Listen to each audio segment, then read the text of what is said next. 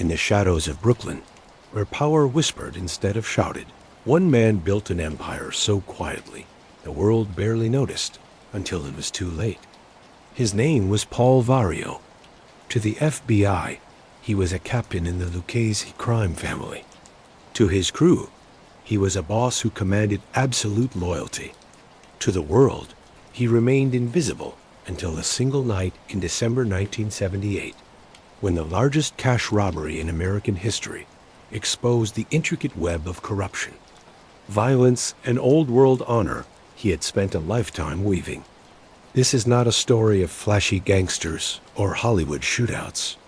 This is the story of a man who understood that real power does not announce itself. It calculates. It waits. It takes what it wants when no one is looking. Paul Vario built his criminal empire on patience, discipline, and an iron code of silence that would eventually be shattered by the one thing he never saw coming: betrayal from within. The year was 1914. While Europe descended into the chaos of the First World War, in a crowded Brooklyn neighborhood, a child was born who would grow up to become one of the most powerful yet least known crime bosses in American history. Paul Vario entered the world on July 10, 1914, in the heart of New York City's most volatile and vibrant borough. Brooklyn in the early 20th century was not the gentrified artisan coffee shop-laden place we know today. It was rough, raw, and unforgiving. The neighborhood of East New York, where Paul grew up, was a pressure cooker of immigrant dreams and desperate realities. Italian, Irish, and Jewish families lived side by side in cramped tenements, each group struggling to claim their piece of the American promise. Paul's parents were part of the great wave of Italian immigration that transformed American cities between 1880 and 1920. More than 4 million Italians arrived on American shores during this period, fleeing poverty, political instability, and limited opportunities in southern Italy and Sicily. They came with nothing but hope, willing to work the jobs no one else wanted to build the infrastructure of a rapidly expanding nation. But the America that greeted these immigrants was not always welcoming. Italian immigrants faced brutal discrimination. They were called derogatory names, denied housing in certain neighborhoods, and relegated to the most dangerous, lowest-paying jobs. The mainstream economy often shut them out, and legal avenues to prosperity seemed impossibly narrow. In this environment, alternative power structures emerged. The Italian-American community, like other immigrant groups before them, developed its own systems of support, protection, and yes, sometimes crime. The origins of the American Mafia can be traced directly to this collision between old-world traditions and new-world hardships. Young Paul Vario grew up watching this dynamic play out on the streets of East New York. He saw men in expensive suits who commanded respect without badges or political offices. He saw families protected not by police, but by neighborhood enforcers. He understood from a very young age that in his world, official power and real power were two different things. The neighborhood itself was a character in Paul's formation. East New York in the 1920s was a place where cultures collided and adapted. Street corners became marketplaces of both legitimate and illegitimate commerce. Social clubs served as community centers where disputes were settled, marriages were arranged, and yes, where criminal enterprises were planned and coordinated. The economic realities of the era cannot be overstated. The 1920s began with a post-war recession, followed by apparent prosperity, and ended with the catastrophic crash of 1929. For working-class families, especially immigrant families, economic instability was the only constant. Men struggled to find work that could support their families. Women labored in dangerous factory conditions or took in washing to make ends meet. In this context, young men like Paul Vario faced a stark choice: labor in backbreaking, poorly paid legitimate work with little hope of advancement, or enter the underground economy where ambition and ruthlessness could lead to prosperity. For many, including Paul, the choice was clear. The streets became his classroom. The neighborhood tough guys became his teachers. By his teenage years, Paul was already running with local crews, learning the fundamentals of the street economy: loan sharking, gambling, theft. These were not random crimes of opportunity. They were businesses, carefully structured and ruthlessly defended. What set Paul apart, even in these early years, was his temperament. He was not the flashiest kid on the block. He was not the loudest or the most violent, but he was calculating. He understood relationships and leverage. He knew when to be generous and when to be merciless. These qualities would serve him well in the decades to come. The Italian-American community of this era operated according to traditions imported from the old country. Respect for elders was absolute. Family loyalty was paramount. And there was omerta, the code of silence. To speak to authorities, to cooperate with police, was the ultimate betrayal, punishable by death. These were not just rules. They were the foundation of identity and survival in a hostile world. Paul internalized these values completely. Throughout his life, even when faced with overwhelming legal pressure, he would never break omerta. This was not just strategy. It was who he was at his core.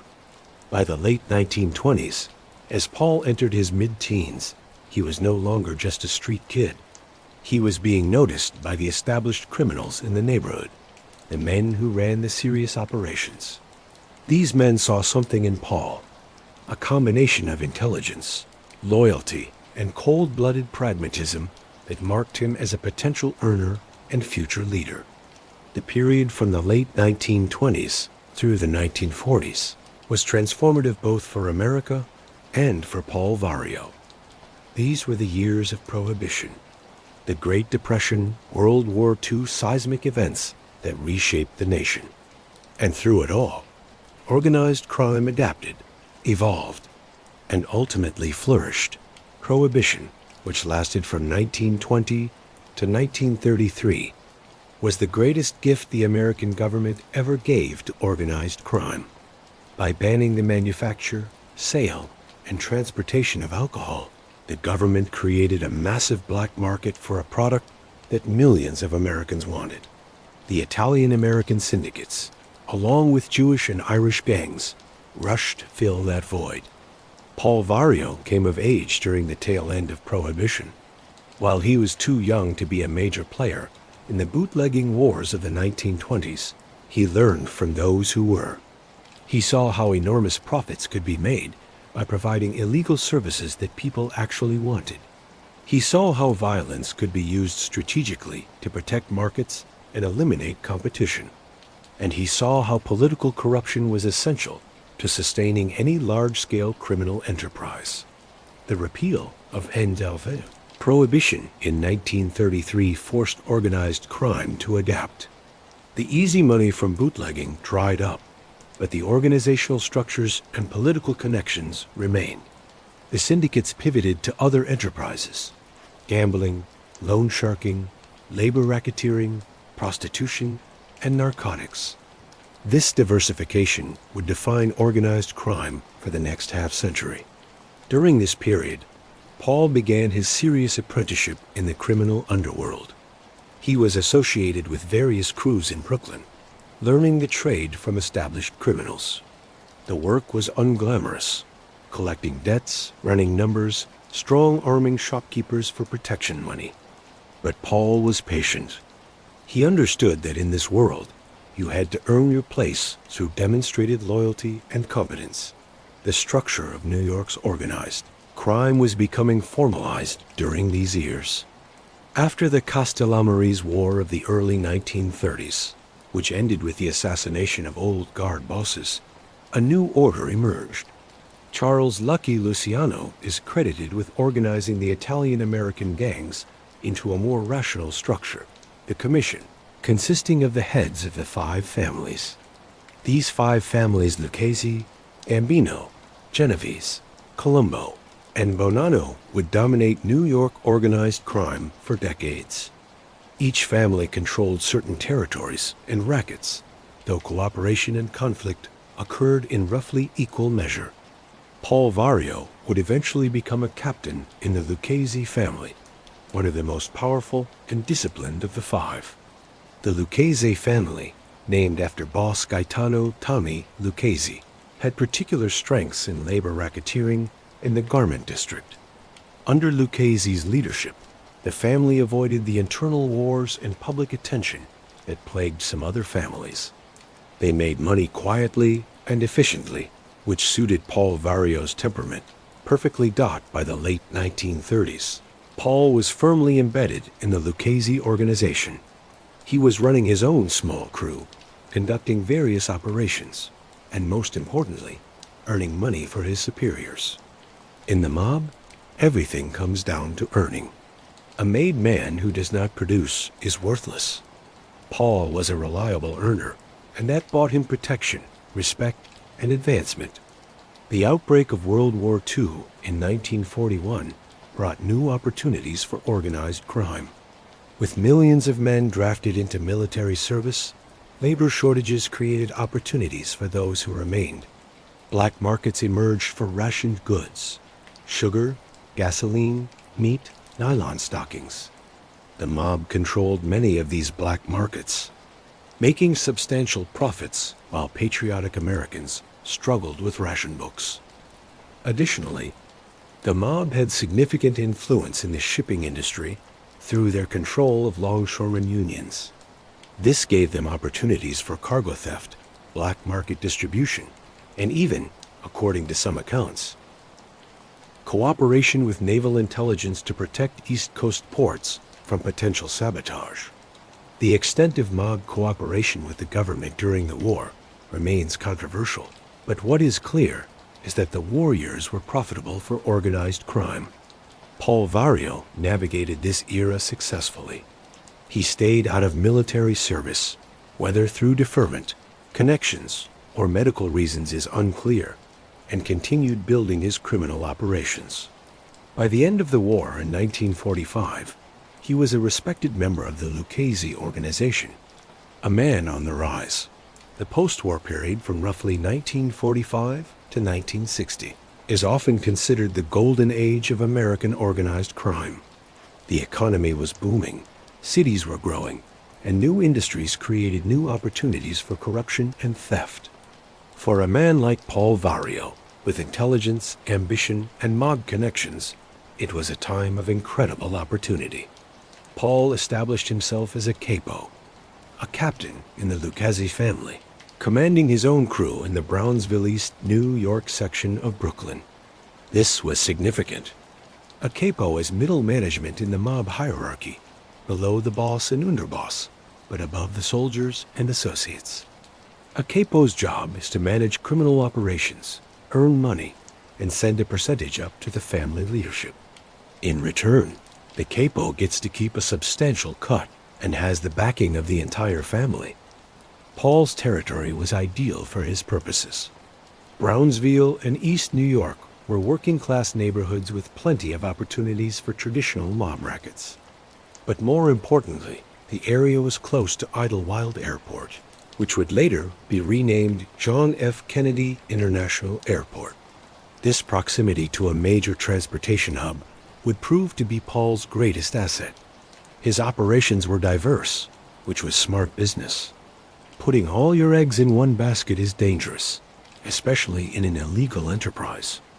Paul's crew ran numbers, an illegal lottery popular in black and Latino neighborhoods. They engaged in loan sharking, lending money at extortionate interest rates to gamblers, small business owners, and desperate individuals who could not get legitimate credit. They controlled labor unions, skimming money from union dues and pension funds, while also using the unions to extort businesses. One of Paul's most lucrative operations was truck hijacking.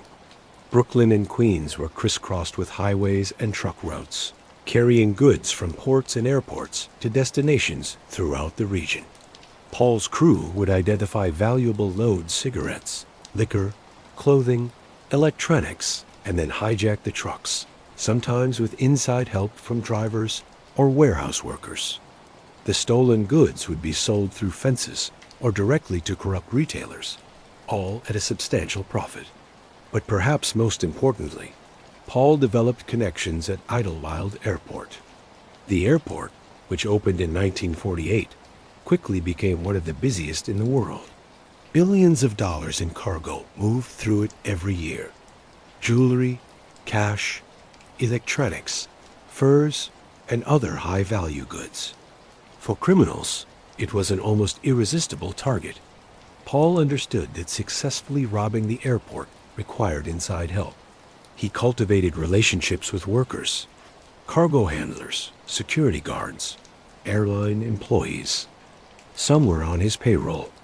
Others owed him money from gambling or loan sharking and worked off their debts by providing information. Still others were simply greedy and wanted a cut of the action. With these inside men, Paul's crew pulled off numerous successful heists throughout the 1950s. They would get tips about valuable shipments, wait until the goods were in a vulnerable location, being transferred from plane to truck, for instance, and then strike quickly and efficiently. These were not violent smash-and-grab jobs. They were carefully planned operations that relied on timing, information, and corruption. Paul's management style during these years set him apart from many other mob bosses. He was not flashy. He did not wear expensive suits or drive luxury cars, or at least not ostentatiously. He lived in a modest house in the neighborhood, maintaining the appearance of a working man. This was strategic. Flashy criminals attract attention from law enforcement and from envious rivals. Paul understood that invisibility was an asset. He was also known for being disciplined and demanding discipline from his crew. Show up on time. Do your job. Do not take unnecessary risks. Do not talk about business in public or on the phone. Follow the rules and you will make money and stay free. Break the rules and you will face consequences. At the same time, Paul could be generous with his crew. If you earned well, you were compensated fairly. If you got arrested, Paul would make sure your family was taken care of and that you had a lawyer. This combination of discipline and generosity bought intense loyalty. His relationship with Lucchese family leadership was crucial. Gaetano Toni Lucchese, who led the family from the 1950s until his death in 1967, was himself a quiet, disciplined boss who avoided publicity. He and Paul were well matched. Paul paid his tributes promptly, avoided unnecessary violence that might attract attention, and generally ran his operations efficiently. In return, he had the backing and protection of one of New York's most powerful crime families. During this period, Paul was also made formally inducted into the Lucchese family as a full member.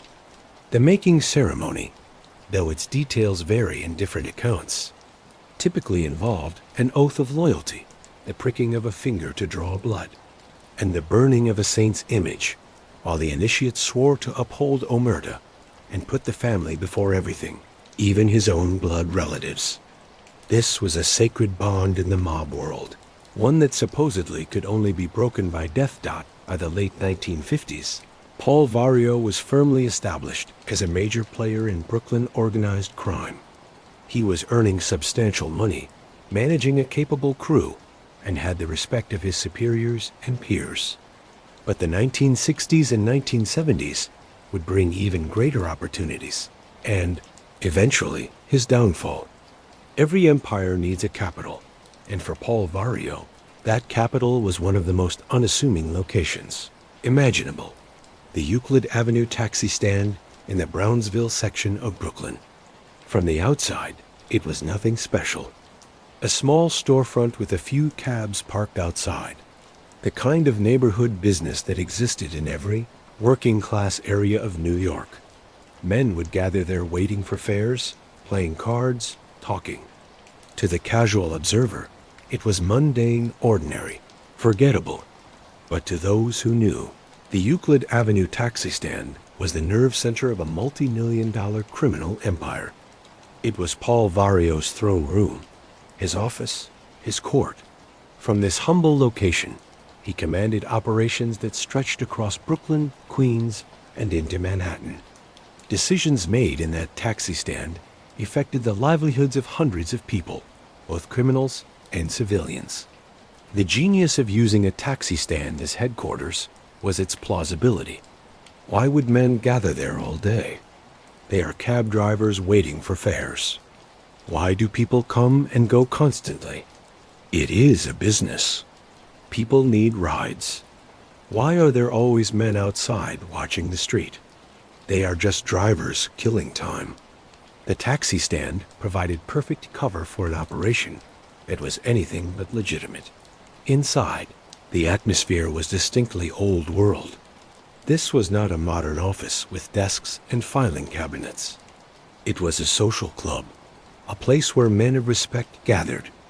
There would be coffee always brewing, often food Italian specialties brought from home or from local restaurants.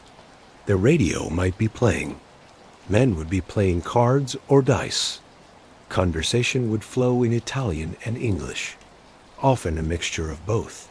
But underneath the casual atmosphere was a strict hierarchy and protocol. When Paul was present, which was most days, there was no question who was in charge.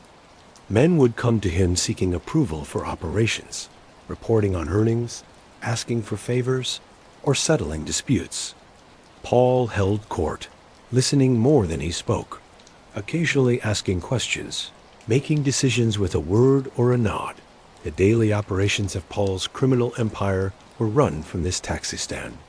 Money would come in from various sources: loan shark collections, gambling profits, proceeds from hijackings and thefts, labor racketeering payoffs, and kickbacks from legitimate businesses under mob control.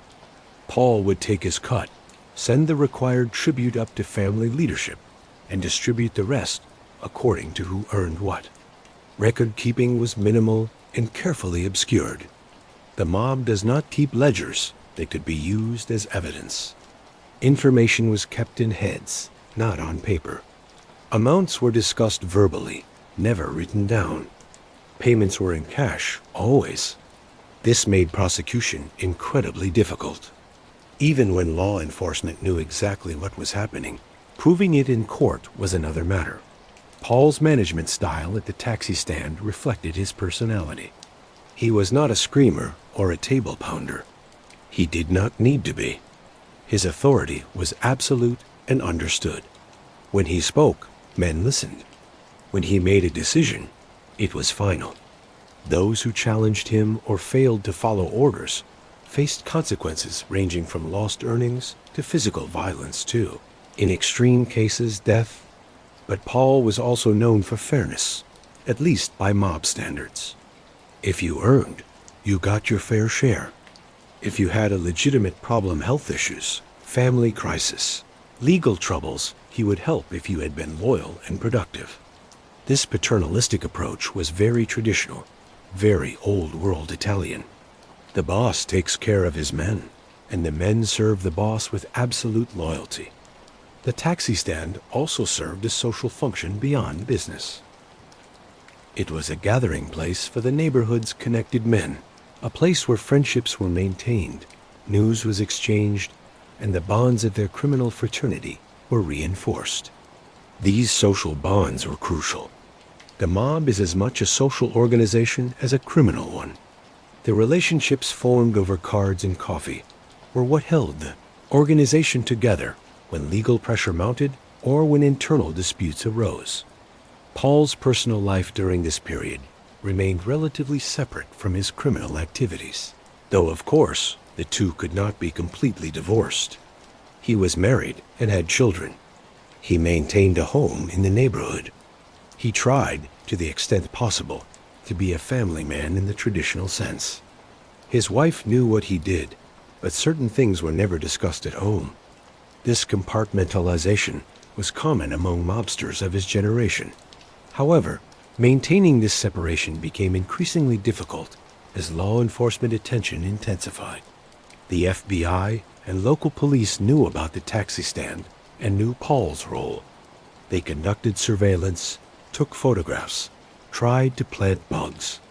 This constant pressure was simply part of the life. Paul and his crew adapted, being careful what they said, watching for tails, sweeping for listening devices. The taxi stand itself was raided multiple times over the years. Police would arrive with warrants, search the premises, arrest anyone with outstanding warrants, confiscate whatever they could claim as evidence. These raids rarely resulted in significant prosecutions, but they were disruptive and sent a message. We know who you are and what you are doing. Despite this pressure, the taxi stand remained Paul's headquarters throughout the 1960s and into the 1970s. It was more than just a location. It was a symbol of his power and his approach to crime. No mansion in the suburbs, no penthouse office, just a humble taxi stand in a working-class neighborhood where a quiet man built and maintained an empire that made him wealthy and powerful beyond what most people could imagine. A mob boss is only as strong as his crew, and Paul Vario assembled one of the most effective and notorious crews in New York organized crime history.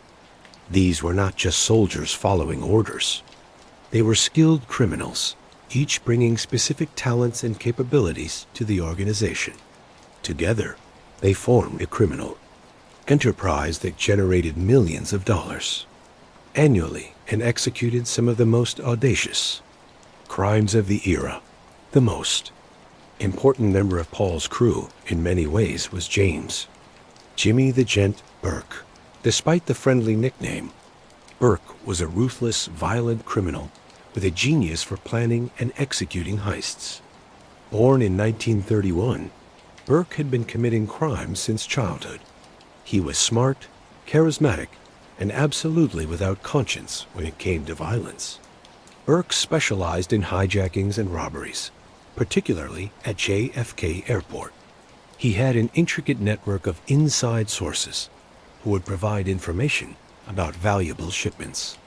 He could plan complex operations, coordinate multiple participants, and execute with impressive precision. His nickname, the Gent, came from his superficial charm and the polite manner he sometimes displayed right before he hurt you. The relationship between Paul and Jimmy was complex. Jimmy was Irish, not Italian, which meant he could never be a made member of the Lucchese family.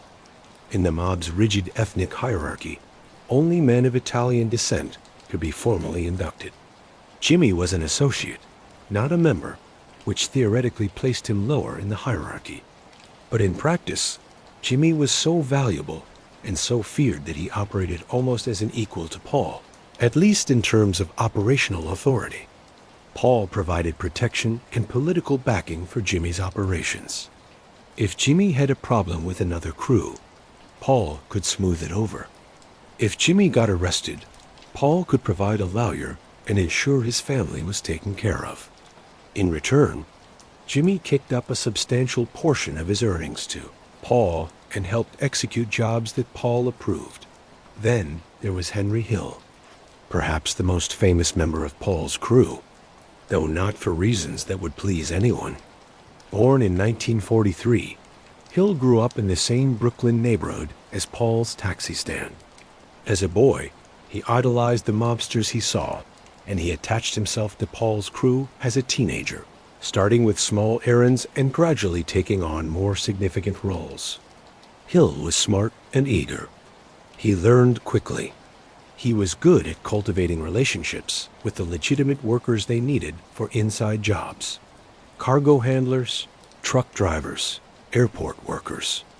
People liked him, trusted him, which made him valuable in a business built on corruption and insider information. But Hill, like Jimmy Burke, was not Italian.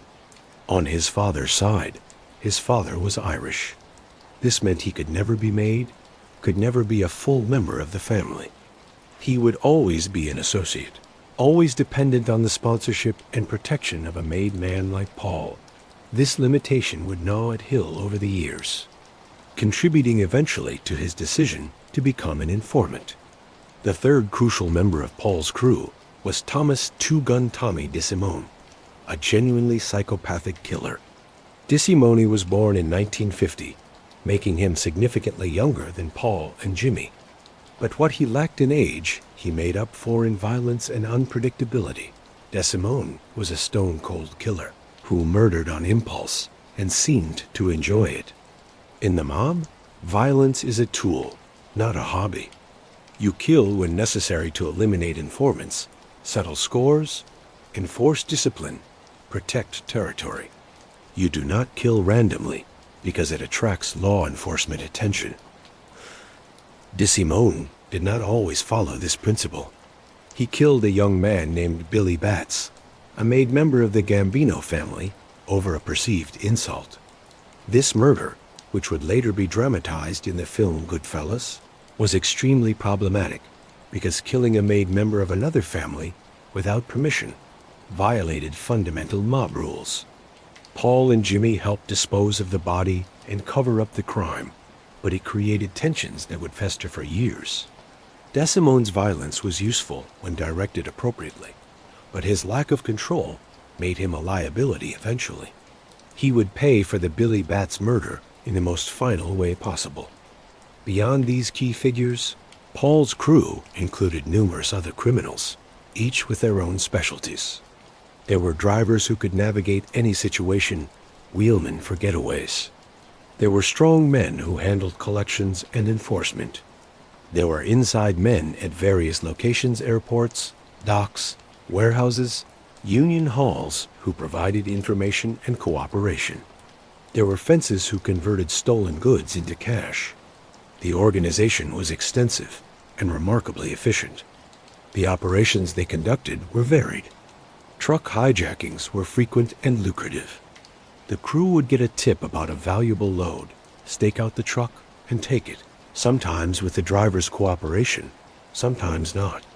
The stolen goods would disappear into a network of warehouses and fences, emerging later in retail stores or legitimate businesses.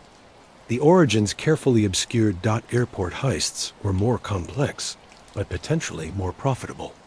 Using inside information, the crew would identify valuable shipments, jewelry, cash, electronics.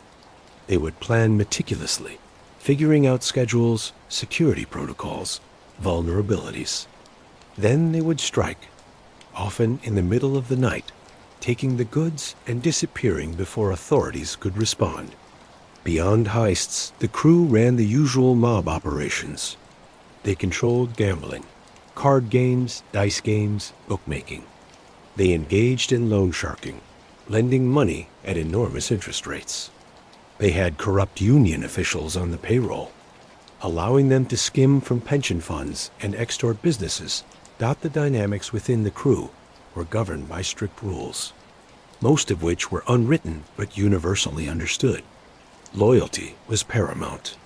You never cooperated with law enforcement under any circumstances. You followed orders from your superiors without question. You earned and you kicked up your share to your boss. You did not cheat your partners. You did not talk about business with outsiders, including your own family. Violence was always present as enforcement. If you broke the rules, consequences followed. For minor infractions, you might be beaten or temporarily cut out of operations.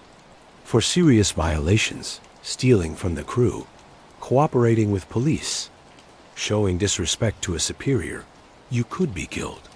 Despite the violence and criminality, there was genuine camaraderie within the crew. These men spent enormous amounts of time together. They celebrated together when scores were successful. They supported each other when members were arrested or when families faced crisis. The bonds were real, even if they existed within a fundamentally violent and exploitative organization. Paul presided over this crew with authority that was rarely challenged. He made the big decisions: what jobs to take, how to handle problems, who got what share. His word was law, but he was also smart enough to listen to his top guys, particularly Jimmy Burke. who often had valuable insights about operations and opportunities. This crew, with all its talents and flaws, would reach its zenith with the Lufthansa Heist of 1978.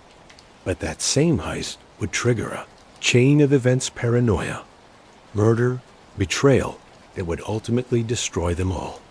If Paul Vario's taxi stand was his throne room, then John F. Kennedy International Airport was his kingdom. Originally named Idlewild Airport when it opened in 1948 and renamed JFK in 1963 following the president's assassination. This massive transportation hub was the source of Paul's greatest wealth and, ultimately, the beginning of his downfall. To understand why JFK Airport was such a target for organized crime, you need to understand the scale and nature of the operations there. By the 1960s and 1970s, JFK was one of the busiest airports in the world. Hundreds of flights arrived daily from across the globe. The cargo that moved through JFK included everything from mundane freight to incredibly valuable goods, jewelry, cash, electronics, furs, precious metals, artwork, and more. The total value of cargo moving through JFK Airport in the 1970s was estimated at billions of dollars annually. Security by modern standards was remarkably lax. Cargo areas were often poorly guarded. Background checks for employees were minimal. Procedural safeguards were inadequate. For criminals with intelligence, planning ability, and inside help, the airport was essentially an open vault.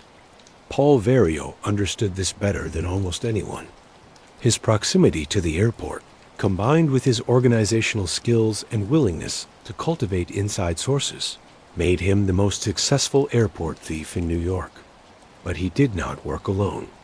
Several mob families and crews had interests at JFK, and there was a delicate balance of cooperation and competition among them. The key to successful airport theft was inside information.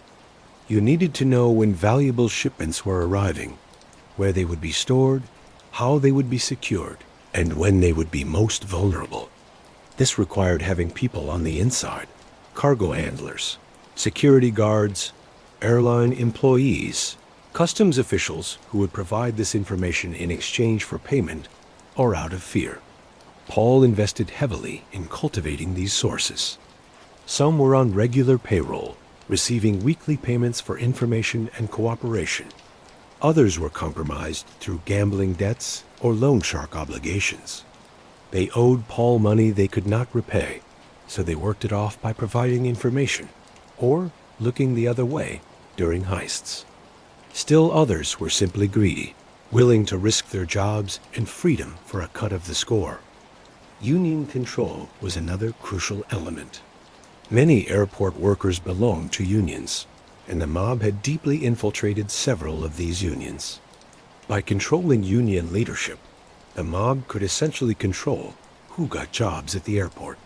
This meant they could place their own people or people they controlled in key positions.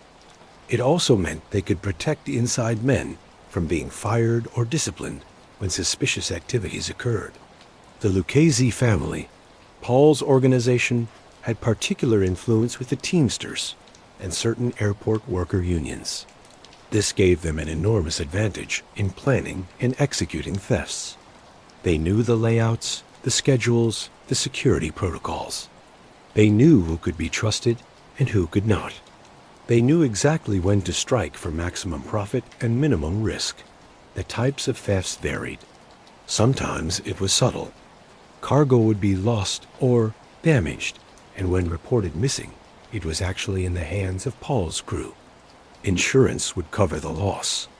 The airline or shipping company would accept it as an unfortunate but routine occurrence, and the stolen goods would be sold through fences. Other times, the thefts were more brazen. A truck carrying valuable cargo would be hijacked en route from the airport, or a warehouse would be broken into during the night shift, when Paul's inside men were conveniently on duty and security.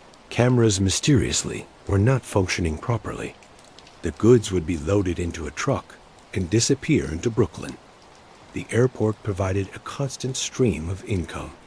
While individual scores varied, some were huge, others modest. The cumulative total over years was staggering.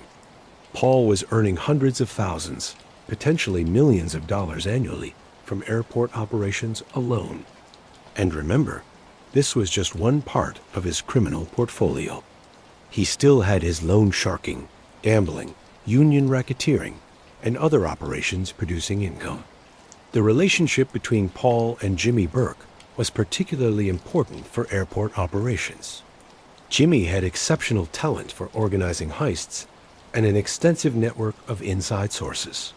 He could identify opportunities, plan the operations, recruit the necessary personnel, and execute with precision.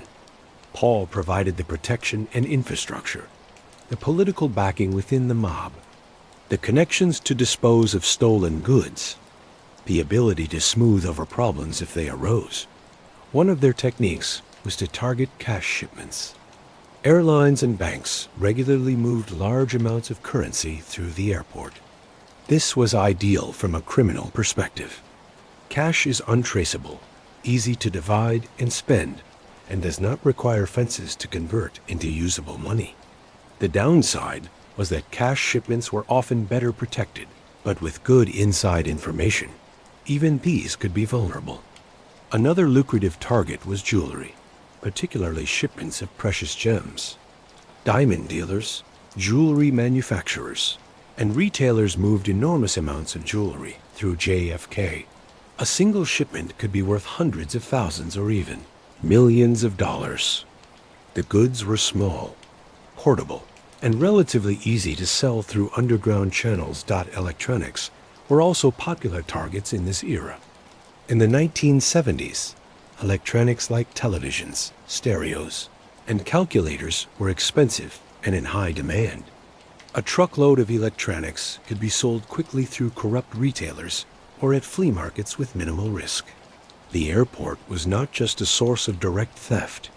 It was also valuable for the information it provided about other criminal opportunities. For instance, learning about shipment schedules and routes allowed Paul's crew to plan hijackings that occurred miles away from the airport, where security was even more lax. Despite the enormous profits, airport operations carried significant risks. The FBI and local law enforcement knew the airport was being systematically looted. They conducted investigations, ran surveillance operations, and tried to identify and flip inside men. Several of Paul's associates were arrested over the years for airport-related crimes. Some went to prison. Others cooperated with authorities, though this was less common in that era. The mob's response to law enforcement pressure was multifaceted. They were careful about what they said and where they said it, assuming phones were tapped and meeting places bugged. They used legitimate businesses to launder money and obscure the source of their wealth.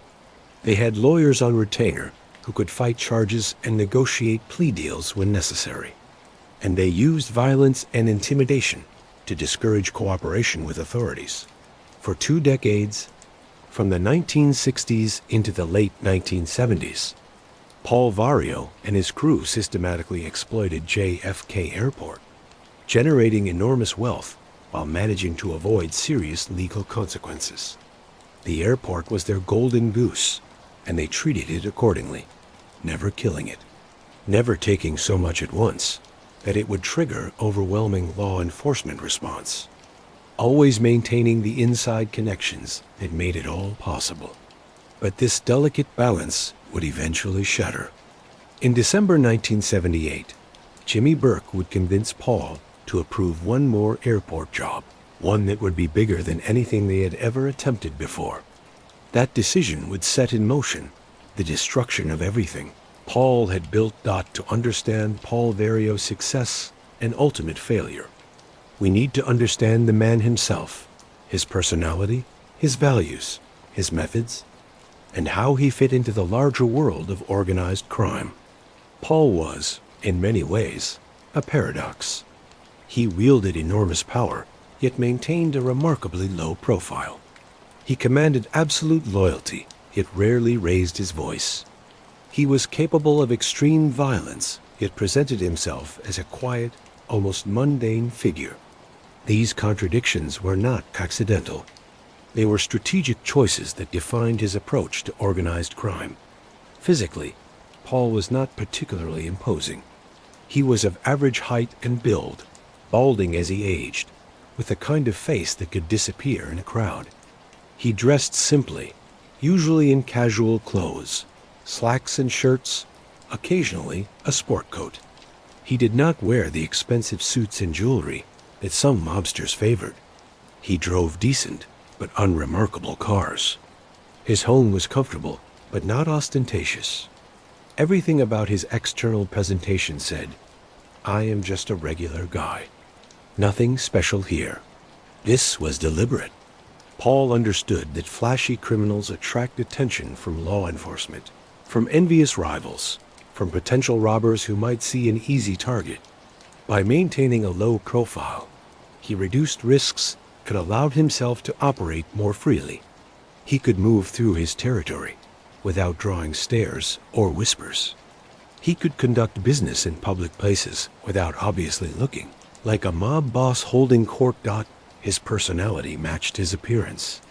Paul was reserved, even taciturn. He listened more than he spoke. When he did speak, his words were carefully chosen and economical. He did not engage in the kind of colorful profanity or threatening bluster that characterized some mobsters. If Paul had something to say, he said it once, quietly, and expected it to be remembered and obeyed. This quiet demeanor concealed an absolutely ruthless interior. Paul did not hesitate to use violence when necessary. People who crossed him, who stole from him, who showed disrespect or disloyalty, faced severe consequences. He ordered beatings and murders with the same calm demeanor he brought to every other aspect of his life. The fact that he did not need to shout or threaten openly made him, in many ways, more frightening than louder, more volatile bosses. Paul's worldview was shaped by old-world Italian values, particularly the Sicilian concept of honor and respect. In this framework, loyalty to family, both blood family and crime family, was paramount. A man's word was sacred. Debts, whether financial or personal, had to be repaid. Disrespect could not be tolerated because it undermined authority and invited further challenges. Omerta, the code of silence, was absolutely central to Paul's identity. Under no circumstances did you cooperate with law enforcement. Not to avoid prison, not to protect your family, not for any reason. To violate Omerta was to betray everyone you were connected to and to mark yourself for death. Paul internalized this code completely and expected the same from everyone in his orbit. His approach to leadership was paternalistic. He saw himself as a father figure to his crew, responsible for their welfare, but also demanding their absolute obedience. If you were loyal and productive, Paul would help you when you needed it. Bail money, legal fees, support for your family if you went to prison, a good-paying job when you got out. But if you were disloyal or lazy or reckless, you would face his wrath. This paternalistic style was very traditional, rooted in Italian peasant culture, where the patron took care of his clients in exchange for their service and loyalty. It created intense bonds of loyalty, but also resentment, particularly among younger mobsters who chafed under the strict hierarchy and rigid rules. Paul's relationship with his official bosses in the Lucchese family evolved over the decades. He started under Gaetano Tommy Lucchese, who led the family from the early 1950s until his death in 1967. Lucchese was himself a quiet, disciplined boss who avoided publicity and ran the family like a business. He and Paul were well matched temperamentally. After Lucchese's death, Carmen Tremonti briefly led the family before being imprisoned in the early 1970s. The real power then passed to Anthony "Tony Ducks" Corallo, who led the family through the 1970s and 1980s. Corallo was shrewd and ruthless, a boss who commanded respect through intelligence and fear. Paul's relationship with Corallo was professional and productive. Paul ran his crew, earned substantial money, paid his tributes, and avoided the kind of internal conflicts or public spectacles that would reflect badly on the family dot. As a capo, Paul occupied a crucial position in the mob hierarchy. He was middle management, not at the very top, but far above the soldiers and associates who did most of the actual criminal work. His job was to manage operations, earn money, and maintain discipline within his crew. In return, he kept a substantial percentage of his crew's earnings and had the backing of the entire Lucchese family. The capo's role is sometimes called middle management in murder, and there is truth to that dark joke. A capo does not necessarily commit violence personally, though many do. More often, he orders it. Someone needs to be killed: an informant, a rival, someone who stole or showed disrespect. The capo makes the decision and gives the order. Soldiers or associates carry it out. The capo's hands remain clean, at least in the physical sense, though he bears ultimate responsibility for the act. Paul ordered numerous acts of violence during his decades in organized crime. The exact number of murders he ordered or approved is unknown, but it is certainly substantial. Some were strategic, eliminating informants or rivals. Others were disciplinary, punishing betrayal or theft. Still others were preventive, killing people who knew too much or whose continued existence posed risks. Despite this violence, or perhaps because of it, Paul was respected in the underworld. Other mobsters, even from rival families, recognized his competence and his adherence to mob traditions. He was not a cowboy who acted recklessly. He did not start unnecessary conflicts. He played by the rules of the underworld, and in that context, he was considered a man of honor. His personal life, as much as we know about it, was relatively conventional for a mobster of his era. He was married and had children. He tried to keep his family life separate from his criminal activities, though complete separation was impossible. His wife knew what he did, but certain things were never discussed at home. His children grew up aware of their father's reputation, but insulated from the daily realities of his work. Paul enjoyed simple pleasures. He liked good Italian food, both restaurant meals and home cooking. He enjoyed cards and dice games, though more for the social interaction and for gambling profits. He liked spending time with his crew, the camaraderie of men who shared experiences and values. He did not travel extensively or maintain elaborate hobbies. His life, apart from the criminality, was surprisingly mundane. As he aged, Paul's health became an issue. He developed various ailments common to older men: heart problems, respiratory issues, diabetes. These health problems would become more serious in the 1980s, particularly after his imprisonment. But through the 1960s and 1970s, he remained vigorous enough to manage his operations effectively. One of Paul's defining characteristics was his conservatism, both in tactics and in values. He represented the old guard of organized crime, men who valued tradition, discipline, and omerta above all else. This put him increasingly at odds with younger mobsters who were more reckless, more willing to engage in flashy displays of wealth, more interested in narcotics trafficking, which the old guard officially discouraged, though many engaged in it anyway. This generational tension would play a role in Paul's eventual downfall. Henry Hill, one of his key associates, represented this new generation, less bound by tradition, more impulsive, more willing to use drugs and to deal in drugs. Paul tried to control these impulses, but ultimately he could not prevent Hill from the actions that would lead to his cooperation with federal authorities. Paul Vario was, in essence, a man of his time and place. He was a product of Depression-era Brooklyn, of Italian immigrant culture, of the mid-century American mob. His strengths, discipline, loyalty, strategic thinking allowed him to rise to power and maintain it for decades. His weaknesses, a refusal to adapt to changing times, an inability to control the younger generation, a belief that old rules would always hold, would ultimately contribute to his destruction. But in his prime, during the 1960s and 1970s, Paul Vario was one of the most successful and respected criminals in New York. He had built something substantial and profitable, and he had done it without the public notoriety that plagued some of his contemporaries. He was, as he wished to be, powerful yet invisible. That invisibility would end on December 11th, 1978. December 11th, 1978 started like any other winter night at John F. Kennedy International Airport. Planes landed and departed.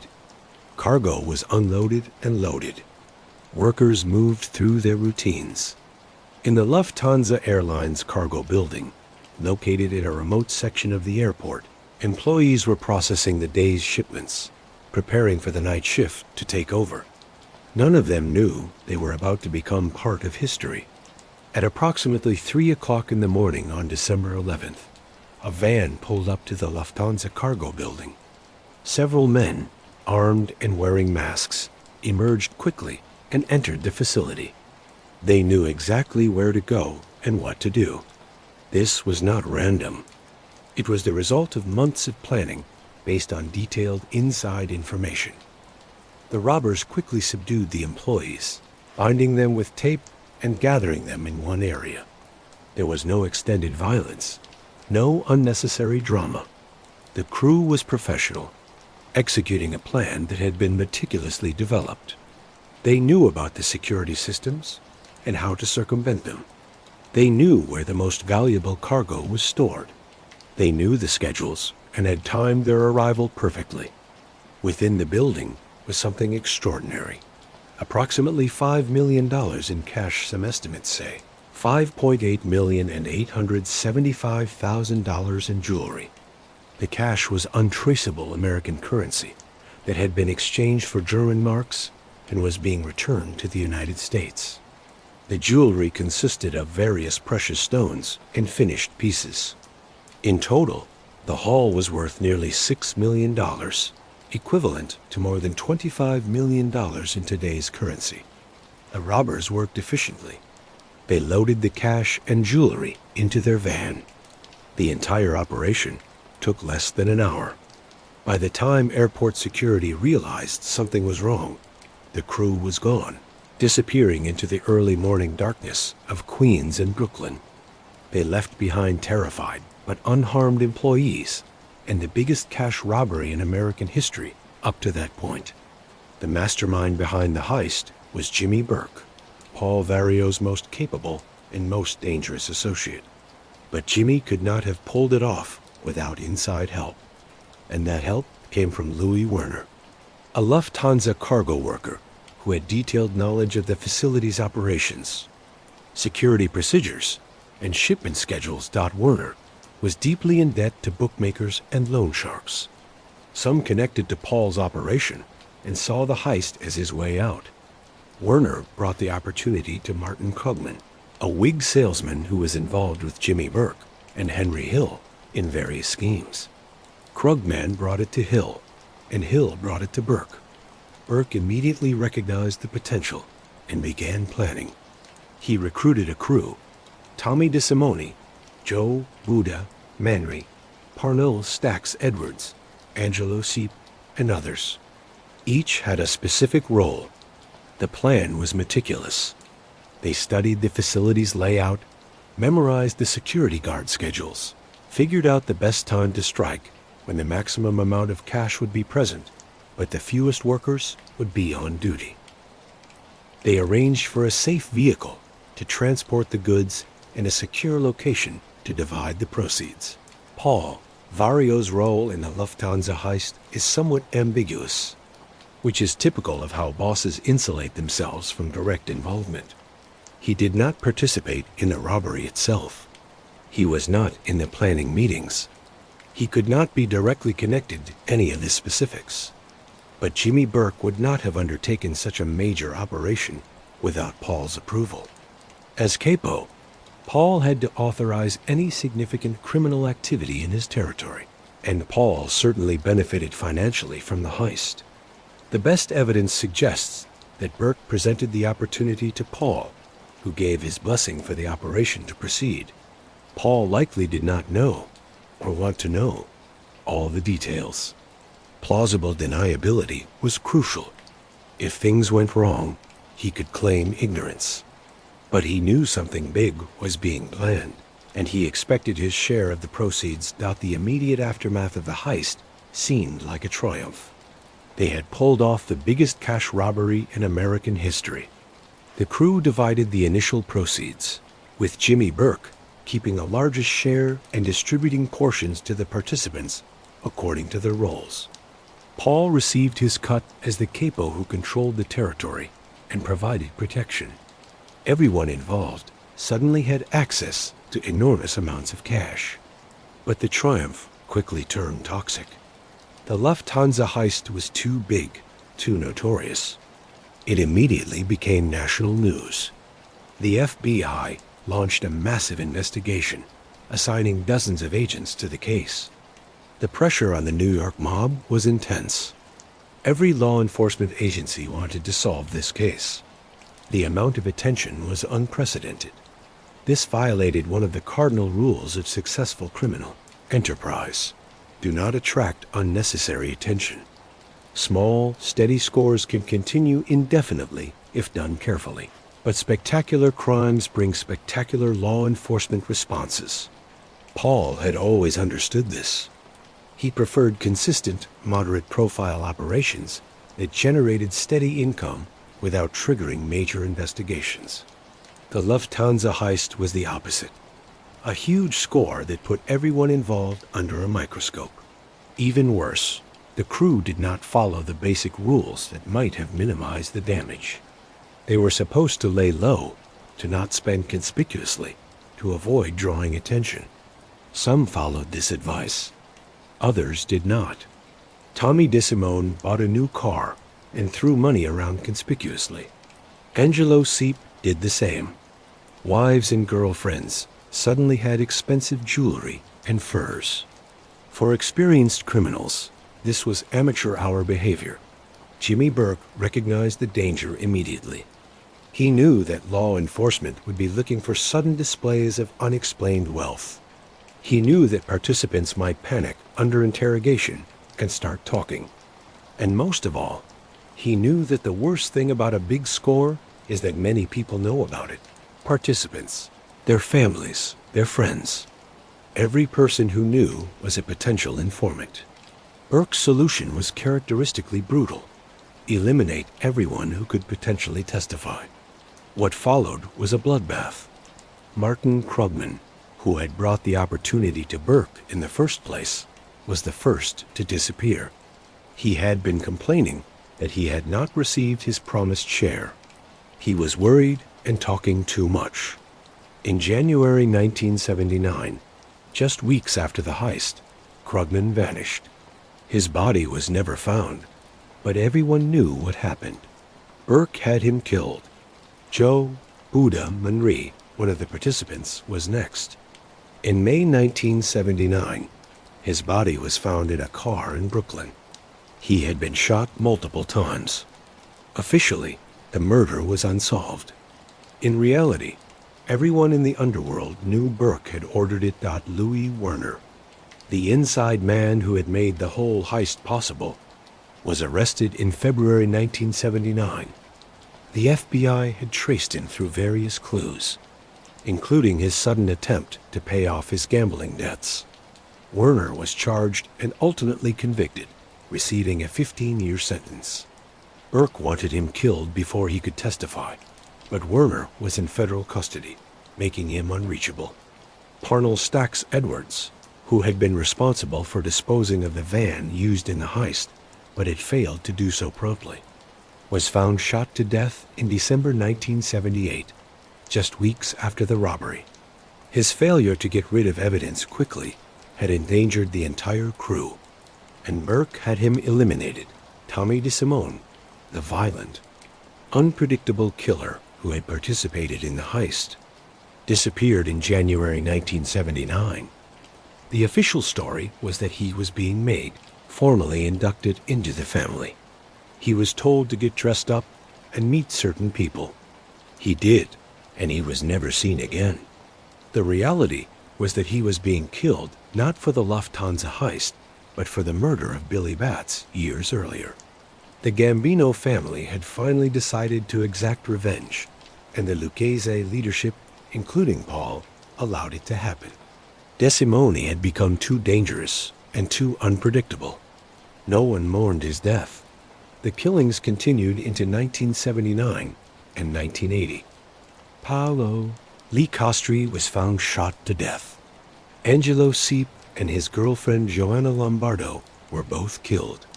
Robert Frenchie McMahon was killed. The exact number of murders connected to the Lufthansa heist cleanup is uncertain. Estimates range from 6 to 10 or more. Jimmy Burke was systematically eliminating everyone who could potentially testify against him. Paul Vario watched this carnage with growing alarm. The cleanup was necessary from a criminal perspective. Dead men cannot testify. But each murder brought more law enforcement attention, more investigations, more risk. The Lufthansa heist, which should have been a crowning achievement, had become a disaster. The FBI investigation was relentless. Agents interviewed hundreds of people, followed leads across multiple states, pressured potential witnesses, and built their case methodically. They knew who was involved. They had strong suspicions about Burke and Paul's roles, but knowing and proving in court are different things. They needed witnesses, physical evidence, something that would stand up in court. And then they got their break. Henry Hill, Paul's young protege, the kid who had grown up idolizing mobsters and had spent his adult life in their service, was about to become the thing Paul feared most. An informant. By 1979, the life that had served Paul Vario so well for decades was starting to unravel. The Lufthansa heist had brought unprecedented law enforcement attention. Bodies were piling up as Jimmy Burke tried to eliminate potential witnesses. And perhaps most dangerous of all, Henry Hill was coming apart. Hill had always been ambitious, eager to earn and to prove himself worthy of the mob life he had romanticized since childhood. But by the late 1970s, he was deeply involved in cocaine dealing, which violated mob rules, and more importantly, was destroying his judgment and self-control. Paul had warned Hill about drugs, both using and selling them. The old guard mobsters disapproved of narcotics, at least officially, viewing drug dealing as dirty business that brought too much law enforcement heat, and drug use as a weakness that made men unreliable. But Hill did not listen. He was using cocaine heavily and dealing it extensively. The money was enormous, far more than he could make from traditional mob rackets, but so were the risks. Federal drug laws were harsh, and prosecutors were aggressive in pursuing drug cases. Hill was playing a dangerous game, and Paul could not control him. On April 27, 1980, Hill's world collapsed. He was arrested on narcotics charges, trafficking cocaine. The evidence against him was substantial. He was facing serious prison time, potentially life imprisonment given his criminal history and the amount of drugs involved. This was the nightmare scenario for any criminal, but especially for someone like Hill, who had lived the mob life for 2 decades and knew where all the bodies were buried, literally and figuratively. In jail awaiting trial, Hill had to make a choice.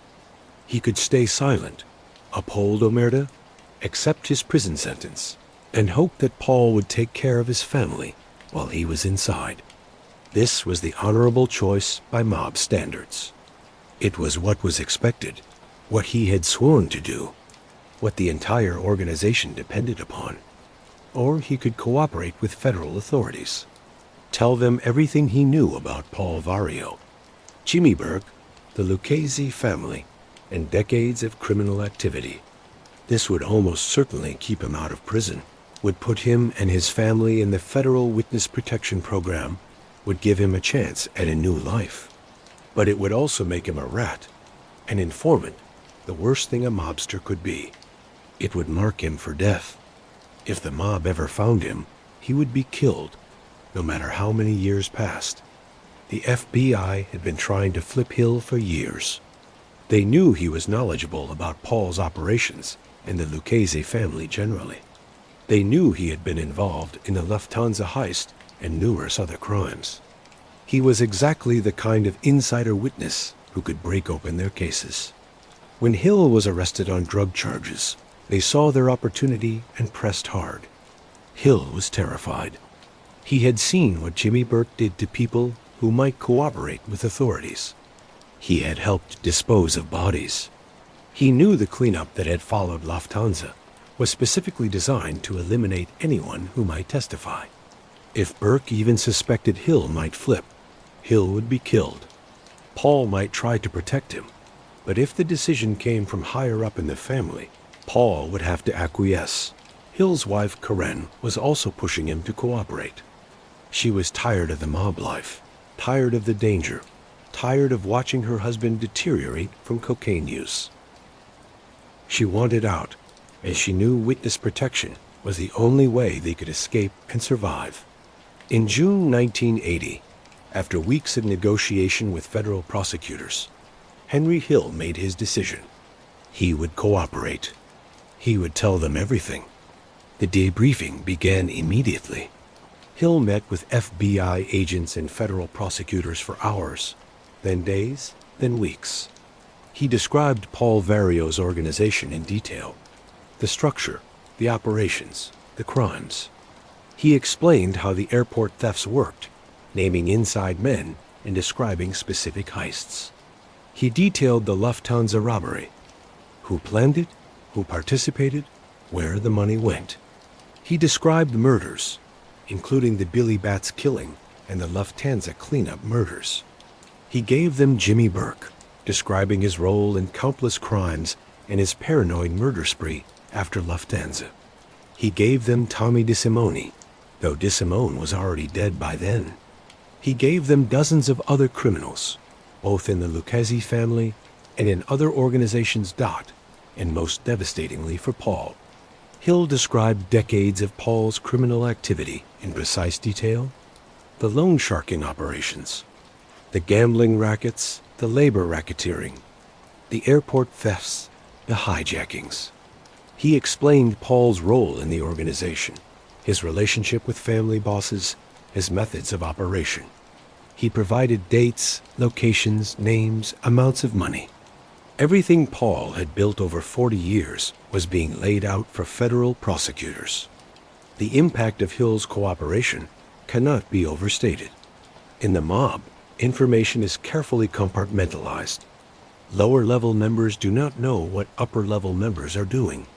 Associates do not know the full picture.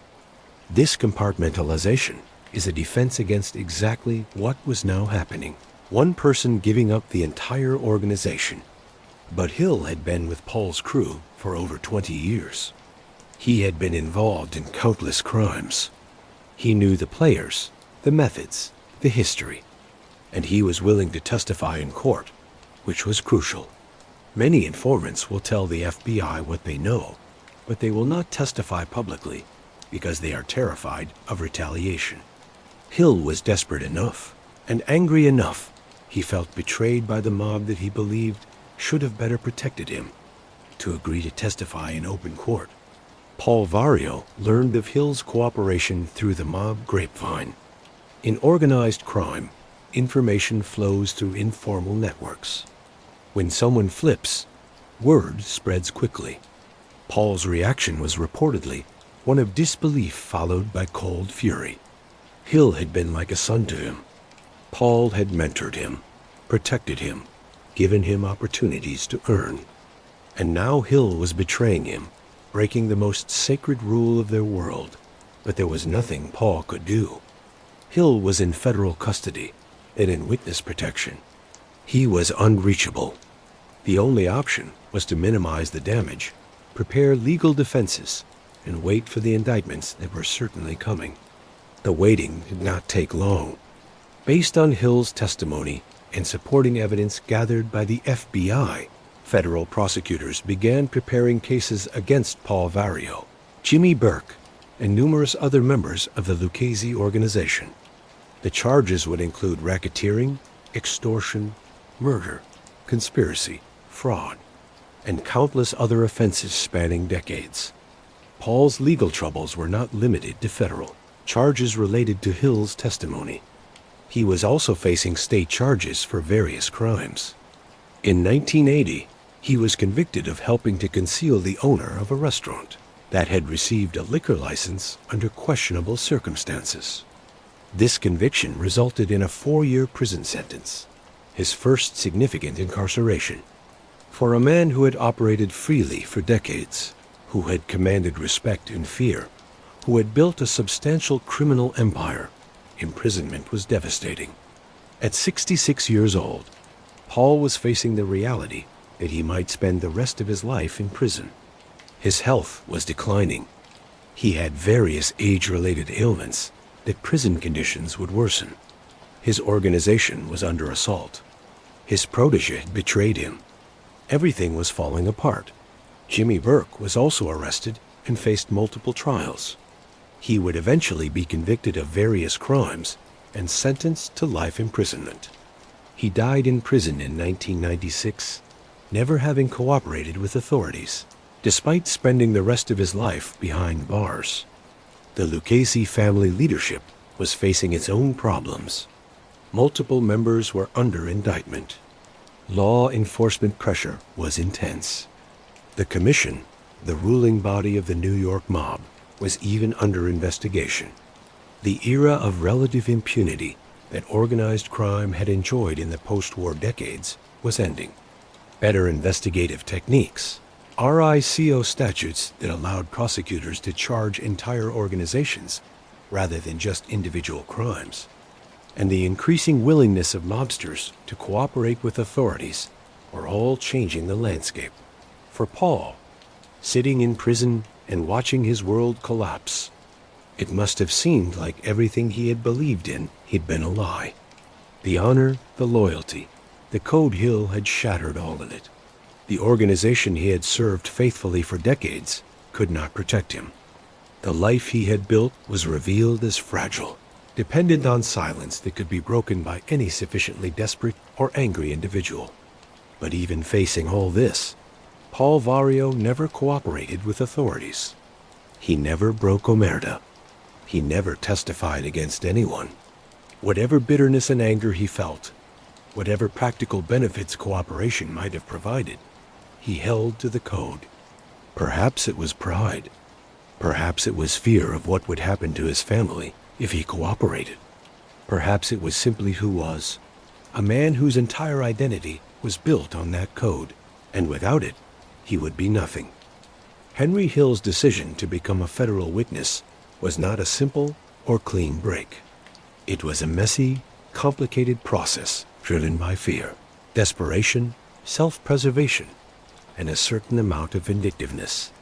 Understanding Hill's motivations and the mechanics of his cooperation helps explain how decades of criminal enterprise could be undone by one man's testimony.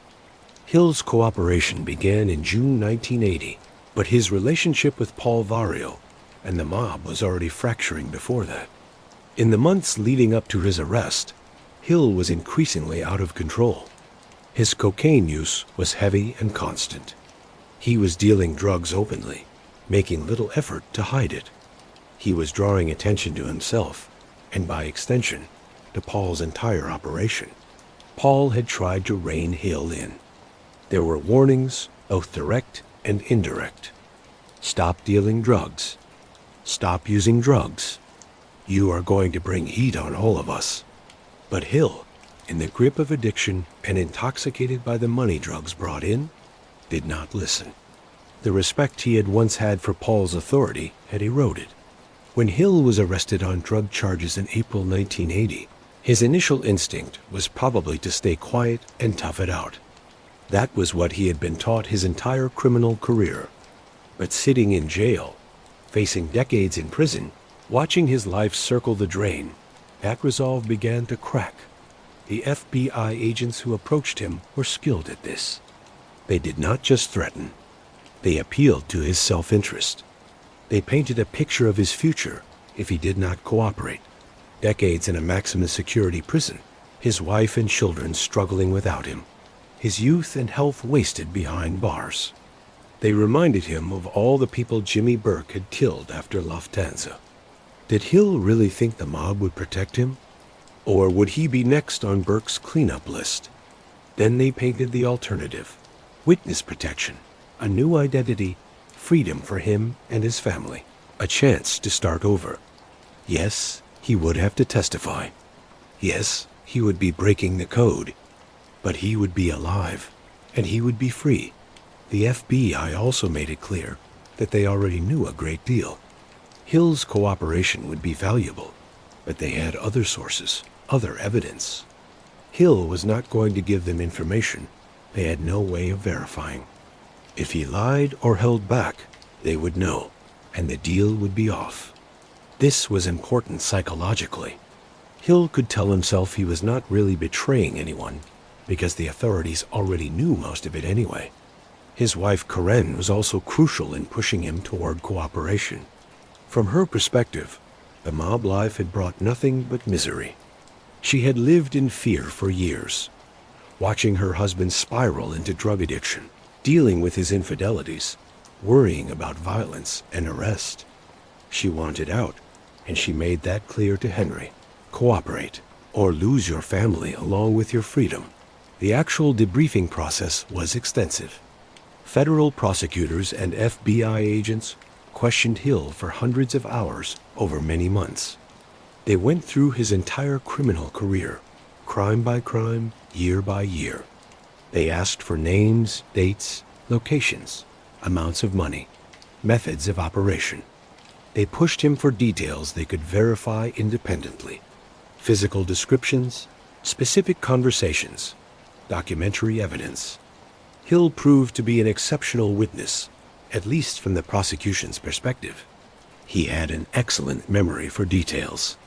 He could describe crimes he had participated in or witnessed going back years. He knew the internal workings of Paul's crew and the Lucchese family structure.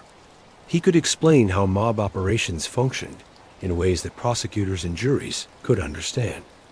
He also had documentary evidence, records he had kept, photographs, artifacts from his mob life. While mobsters generally avoided creating evidence, Hill had been somewhat careless, keeping souvenirs and records that now became evidence against his former associates. The crimes Hill described were numerous and serious. He detailed the Air France heists of the 1960s and 70s, explaining how inside information was obtained and how the stolen goods were fenced. He described the point-shaving scandal at Boston College in 1978-79, where the mob had bribed basketball players to keep games within certain point spreads to win gambling bets. He explained loan sharking operations, including specific instances of collection and the violence used to enforce payment.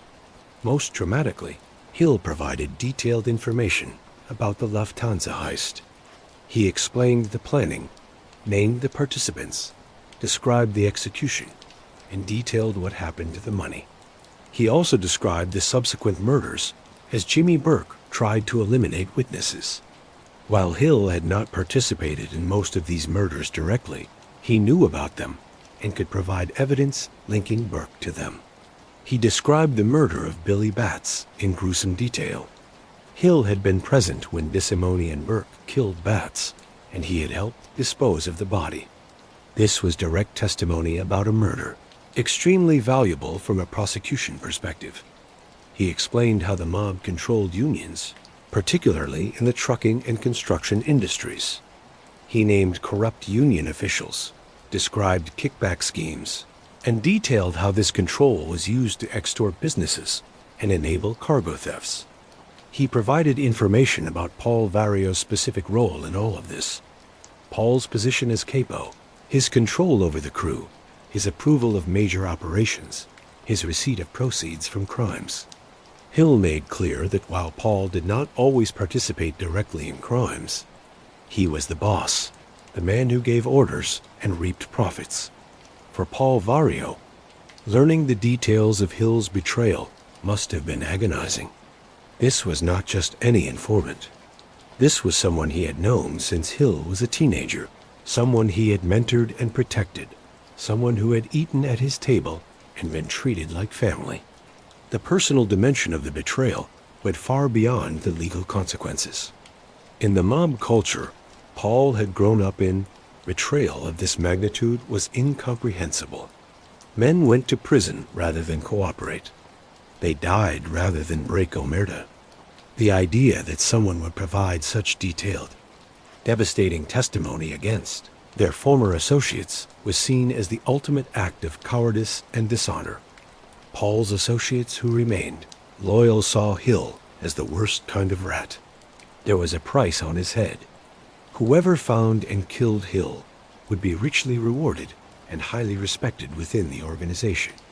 But Hill was protected by the federal government, living under a new identity in a location known only to his handlers. He was untouchable, at least for the moment. The mob tried other approaches. They threatened Hill's relatives who had not entered witness protection. They tried to discover his location. They attempted to intimidate other potential witnesses who might be considering cooperation. But the damage was done. Hill's testimony was documented, recorded, and ready for court. Even if they killed Hill, his testimony would still be available in various forms. The legal process moved forward. Grand juries issued indictments. Prosecutors prepared for trial. Witnesses were interviewed. Evidence was compiled. The full weight of the federal criminal justice system was now focused on dismantling Paul Vario's organization and the broader Lucchese family operations. Paul's lawyers prepared defenses, but their options were limited. With Hill's detailed testimony corroborated by physical evidence and other witnesses, the cases were strong. The best they could hope for was to challenge Hill's credibility, to argue that his testimony was motivated by self-interest and could not be trusted, that he was a drug addict, an admitted criminal whose word should be worthless. But prosecutors had anticipated this. They had corroboration for Hill's key claims. They had other witnesses. They had documentary evidence. They had surveillance records. Hill's testimony was not standing alone. It was the centerpiece of comprehensive cases built over years of investigation. As Paul sat in prison on his earlier conviction, awaiting additional trials on charges stemming from Hill's testimony, he had time to reflect on how everything had fallen apart. He had built his empire carefully over decades, always avoiding unnecessary risks, always maintaining discipline, always following the old rules. But the world had changed around him. The new generation did not respect the old ways. Technology made surveillance easier. RICO laws made it possible to prosecute entire organizations. And most importantly, the code of omerta that had protected organized crime for generations was breaking down. More and more mobsters were cooperating with authorities, trading testimony for lighter sentences or witness protection. Paul Vario represented the old guard, men who had come of age in the 1930s and 40s, who believed absolutely in loyalty and silence. That world was dying, and he was dying with it. Henry Hill represented something new, and from Paul's perspective, something contemptible, a generation that would abandon honor and tradition to save themselves. But from Hill's perspective, the equation looked different. He had given his life to the mob, and what had it given him in return? Drug addiction, constant stress, the threat of violence, and ultimately prison. The protection and security he had been promised proved illusory. When he needed help, when he was facing decades in prison, the mob could not save him. His cooperation was not betrayal. It was survival. These competing perspectives, Paul's traditional view of honor and Hill's pragmatic view of self-preservation, represented the fundamental conflict that was destroying the American mob in the late 20th century. The old consensus was breaking down, and no one had figured out how to rebuild it. The 1980s were a decade of reckoning for organized crime in America, and Paul Vario found himself at the center of this transformation. The multiple indictments and trials he faced during this period were not just legal proceedings. They were the dismantling of a way of life that had existed for generations. Paul's first significant conviction came in 1980, even before the full impact of Henry Hill's cooperation was felt in court. He was found guilty of helping to conceal the ownership of a restaurant for purposes of obtaining a liquor license. Fraud.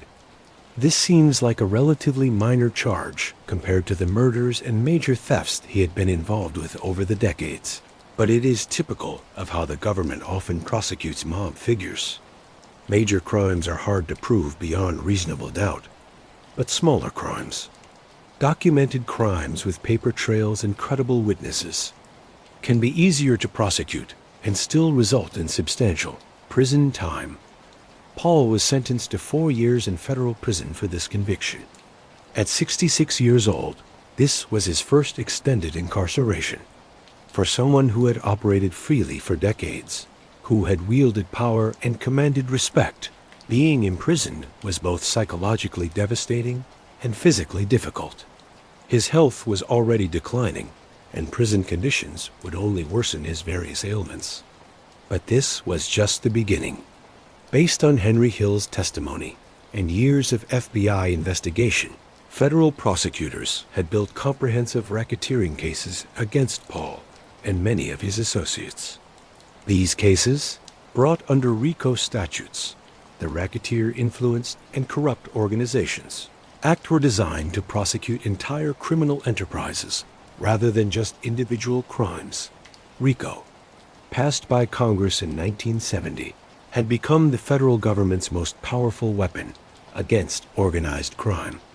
Instead of having to prove each crime individually, prosecutors could show a pattern of criminal activity conducted through an organization. The penalties were severe, up to 20 years in prison for each RICO count, plus asset forfeiture that could strip defendants of property and money obtained through criminal activity. Paul faced multiple RICO indictments in the early 1980s. The charges included extortion, loan sharking, fraud, conspiracy, and various other crimes stretching back years. Each indictment represented hundreds of hours of investigation, thousands of pages of documents, and the testimony of multiple witnesses, with Henry Hill as the star. The trials themselves were major events. Federal courtrooms in Brooklyn and Manhattan became theaters where the government presented its case against the mob. Prosecutors methodically laid out evidence, surveillance photographs showing Paul meeting with known criminals, wiretap recordings of conversations, financial records documenting unexplained income, and witness after witness describing criminal operations. Henry Hill's testimony was central to multiple trials. He would take the stand, be sworn in, and then spend days being questioned by prosecutors and cross-examined by defense attorneys. He described his life in the mob, his crimes, and most damagingly, Paul Vario's role as leader and beneficiary of criminal operations. Hill was a compelling witness in some ways and problematic in others. He was articulate and could explain complex criminal operations in language that juries understood. He had an excellent memory for details, dates, locations, amounts of money, specific conversations. His insider knowledge was extensive and clearly genuine. But defense attorneys had plenty of material to attack his credibility. Hill was an admitted criminal who had participated in countless crimes. He was a drug addict whose cocaine use had been severe. He had every incentive to say what prosecutors wanted to hear because his freedom and safety depended on his cooperation. He was, in the defense's characterization, a rat who would say anything to save himself. Paul's legal strategy was to attack Hill's credibility while maintaining his own dignity in silence. Paul's attorneys argued that Hill was a liar and a drug addict whose testimony could not be trusted. They pointed out inconsistencies in his various statements over the years. They emphasized his criminal history and his motivation to fabricate or exaggerate to please prosecutors. But prosecutors had anticipated these attacks and prepared accordingly. They had corroborating witnesses for key points in Hill's testimony. They had documentary evidence, financial records, surveillance reports, wiretaps that supported Hill's account. They could show that Hill's testimony was not standing alone, but was part of a larger body of evidence. The atmosphere in the courtroom during these trials was tense. On one side, federal prosecutors and FBI agents who had spent years building these cases, determined to bring down major mob figures. On the other side, defense attorneys representing clients who faced decades in prison, fighting every piece of evidence, challenging every witness. In the gallery, there would be family members, Paul's wife, and children loyal associates, curious observers, and journalists covering the trials for newspapers and television. The proceedings were often technical and slow, focused on specific crimes and specific evidence. But underlying everything was the dramatic narrative of organized crime's rise and fall. Paul himself maintained a stoic demeanor throughout the trials. He dressed appropriately, behaved respectfully toward the court, and showed no emotion as devastating testimony was presented. This was important for maintaining his dignity and respect within the mob community. Even in defeat, even facing prison, a boss had to act like a boss, calm, controlled, unflinching. But inside, the experience must have been agonizing. Sitting in court, watching his former protege describe their crimes in detail, hearing his life's work characterized as a criminal enterprise, facing the very real possibility of spending the rest of his life in prison, all of this represented a complete collapse of everything he had built. The verdicts, when they came, were devastating. Paul was convicted on multiple counts across several trials. The judges, when sentencing, were not sympathetic. Paul had lived a life of crime, had caused real harm to real people, had corrupted institutions, and violated the law for decades. The fact that he had finally been caught and convicted was, in the court's view, justice being served. In one particularly significant case, Paul was sentenced to 10 years in federal prison for extortion. Combined with his earlier 4-year sentence and other convictions, Paul was facing effectively a life sentence. At his age and in his health condition, he was unlikely to survive long enough to complete his sentences. The impact of these convictions extended beyond Paul personally. They were part of a larger wave of successful prosecutions against the New York mob families. Throughout the 1980s, bosses, underbosses, capos, and soldiers were being convicted and imprisoned in unprecedented numbers. The families that had dominated New York organized crime for decades were being systematically dismantled. Several factors contributed to this success. RICO statutes provided a powerful legal framework for prosecuting entire organizations. Improved investigative techniques, better surveillance, more sophisticated wiretaps, computer databases made it easier to track criminal activity and build comprehensive cases. Increased cooperation between different law enforcement agencies improved efficiency and effectiveness. But perhaps most importantly, the code of omerta was breaking down. Henry Hill was far from the only mobster who chose cooperation over imprisonment. Throughout the 1980s and into the 1990s, more and more criminals were becoming government witnesses. Each informant made the next one more likely because the protective code was already broken. Why maintain silence when others were not? Why face decades in prison alone when cooperation offered a way out? The Lucchese family, Paul's organization was hit particularly hard. Multiple high-ranking members were convicted and imprisoned. The family's power and influence were substantially reduced. While the Lucchese family continued to exist organized, crime families are remarkably resilient. Organizations, it was a shadow of what it had been during Paul's prime. For Paul personally, the trial process and convictions marked the end of his life as he knew it. Everything he had worked for was gone. His freedom, his power, his respect in the community, his financial security, all stripped away. His organization was scattered, with key members dead or imprisoned or cooperating with authorities. His family's reputation was tarnished by the public trials and media coverage.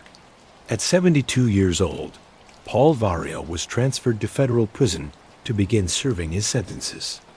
The quiet Don of Brooklyn, who had built an empire in the shadows and had wielded power without ostentation, was now just another elderly inmate, his power and influence reduced to nothing. Federal prison is a harsh environment for anyone, but for an elderly man with declining health, it is particularly brutal. Paul Vario entered the federal prison system in the mid-1980s after his various convictions, and the experience would define his final years. The Federal Bureau of Prisons likely assigned Paul to a medium security facility given his age and health issues, though the specific facility is not always clearly documented in public records. Federal prisons, while generally better than state prisons, are still unforgiving places. The routine is rigid. Scheduled meals, scheduled work assignments, scheduled recreation time, lights out at a specific hour. Freedom in any meaningful sense does not exist. For a man who had operated independently for decades, who had made his own schedule, who had commanded others, this loss of autonomy was psychologically devastating. Every aspect of life was controlled by the institution and its rules. Guards gave orders, and inmates obeyed. This reversal of Paul's entire life dynamic, from giving orders to taking them, represented a fundamental humiliation. Prison also eliminated the hierarchy and respect that had defined Paul's existence. In the mob world, Paul was a capo, a man of respect, someone whose authority was absolute within his sphere. In prison, he was just another inmate. Guards did not care about his former status. Other inmates might know who he was, the mob's. Reputation followed its members even into prison, but that knowledge did not translate into the kind of power and deference Paul had enjoyed on the outside. That said, mobsters in federal prison often maintain some level of status and organization. They look out for each other, share resources, and maintain contact with the outside world through letters and visits. Paul likely connected with other Lucchese members and other Italian mobsters serving time. These relationships provided some continuity with his former life and some protection within the prison environment. But Paul's age and health made prison particularly difficult. He was in his 70s, dealing with multiple age-related ailments. The most serious was respiratory illness, likely chronic obstructive pulmonary disease or similar conditions, possibly exacerbated by a lifetime of smoking. He also suffered from heart problems and diabetes, conditions that required medication and monitoring. Prison medical care, while theoretically available, is often inadequate. Delays in treatment, limited access to specialists, bureaucratic obstacles, and sometimes indifference from medical staff mean that inmates with serious health conditions often do not receive the quality of care they would get on the outside. For Paul, this meant his conditions worsened over time, with limited ability to address the decline. The daily routine in prison was monotonous and exhausting. Wake-up call, breakfast in the dining hall, perhaps a work assignment or recreation time, lunch, more activity, dinner, evening time, lights out. Days blended into weeks, weeks into months. For someone like Paul, who had lived an exciting and eventful life, the boredom must have been its own form of torture. Visits from family provided breaks in the monotony. Paul's wife and children would have visited when possible, though the logistics were difficult. Federal prisoners can be housed far from their home communities, making regular visits challenging. These visits were emotional, seeing family through the barrier of prison visiting rooms, unable to embrace fully, conversations monitored, time strictly limited. Letters were another connection to the outside world. Paul could write to family and friends, and they could write to him, but letters were censored. Prison officials read all incoming and outgoing mail, looking for contraband, escape plans, or evidence of continued criminal activity. This monitoring meant that truly private communication was impossible. Paul would have learned through visitors and letters about the continuing deterioration of his organization and the broader mob world. More members were being arrested and convicted. More people were cooperating with authorities. The empire he had built was being systematically destroyed. Jimmy Burke, his most capable associate, was also imprisoned and would die behind bars. Henry Hill, the rat whose testimony had contributed to all this destruction, was in witness protection, alive and free, while those who had stayed loyal suffered. This knowledge must have filled Paul with bitterness and anger. He had lived by the code, maintained omerta, even when cooperation might have reduced his sentence. And what had it gotten him? Prison and the destruction of everything he had built. Meanwhile, the traitor who had broken all the rules was being protected by the very government that had imprisoned Paul. But even in prison, Paul maintained his dignity and his silence. He never cooperated with authorities. He never testified against anyone. He never sought to reduce his sentence by betraying his former associates. This consistency, this adherence to principle even in the worst circumstances, earned him a certain respect within the mob community. He was a man of his word, loyal to the end, whatever the personal cost. As the months and years passed, Paul's health continued to decline. The respiratory problems became more severe. Breathing became difficult. The heart issues worsened.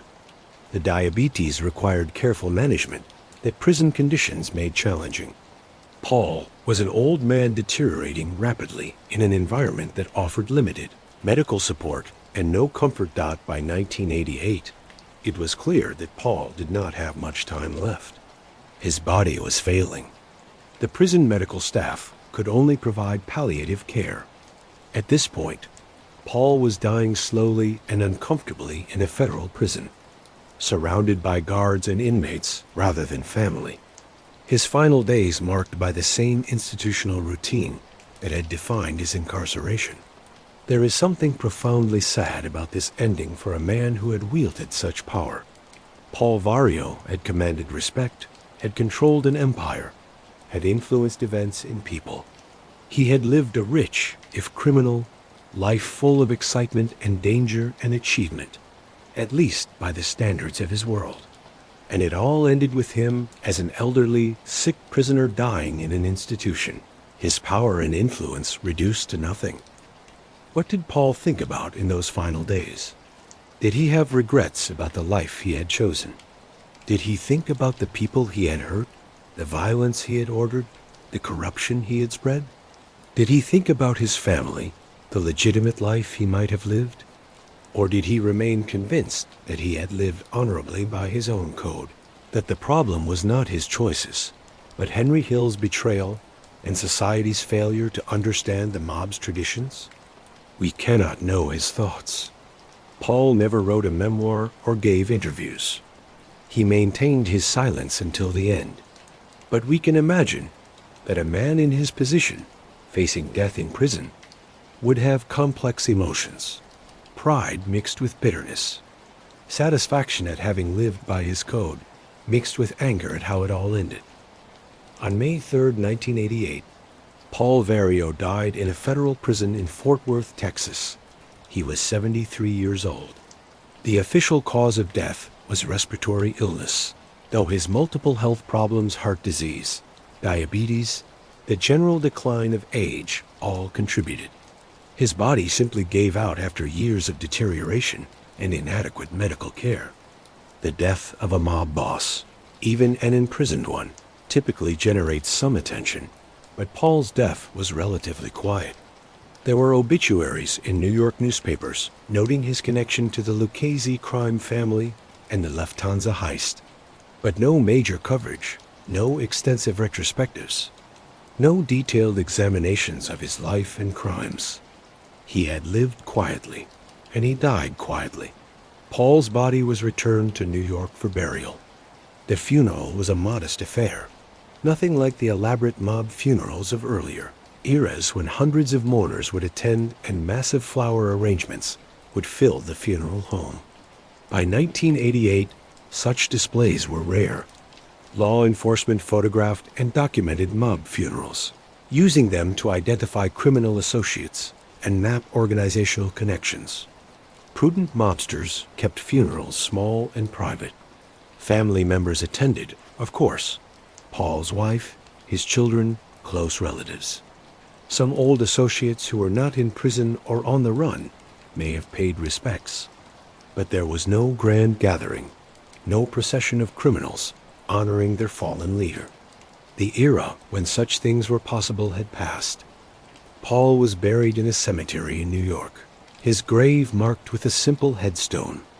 No elaborate monument, no dramatic inscriptions, just a name, dates, and perhaps a brief epitaph. In death, as in life, Paul remained relatively invisible, a man whose enormous impact on the criminal underworld left surprisingly few visible traces. The reaction within the mob community to Paul's death was likely mixed. Those who had remained loyal remembered him as a respected capo who had lived by the code and died without breaking omerta. He was a man of honor by mob standards, who had maintained his dignity and his silence even in the worst circumstances. His death removed one of the last representatives of the old guard, a generation that had built the modern American mob. Younger mobsters, those who had not known Paul personally, or who were themselves contemplating cooperation with authorities, might have viewed him differently.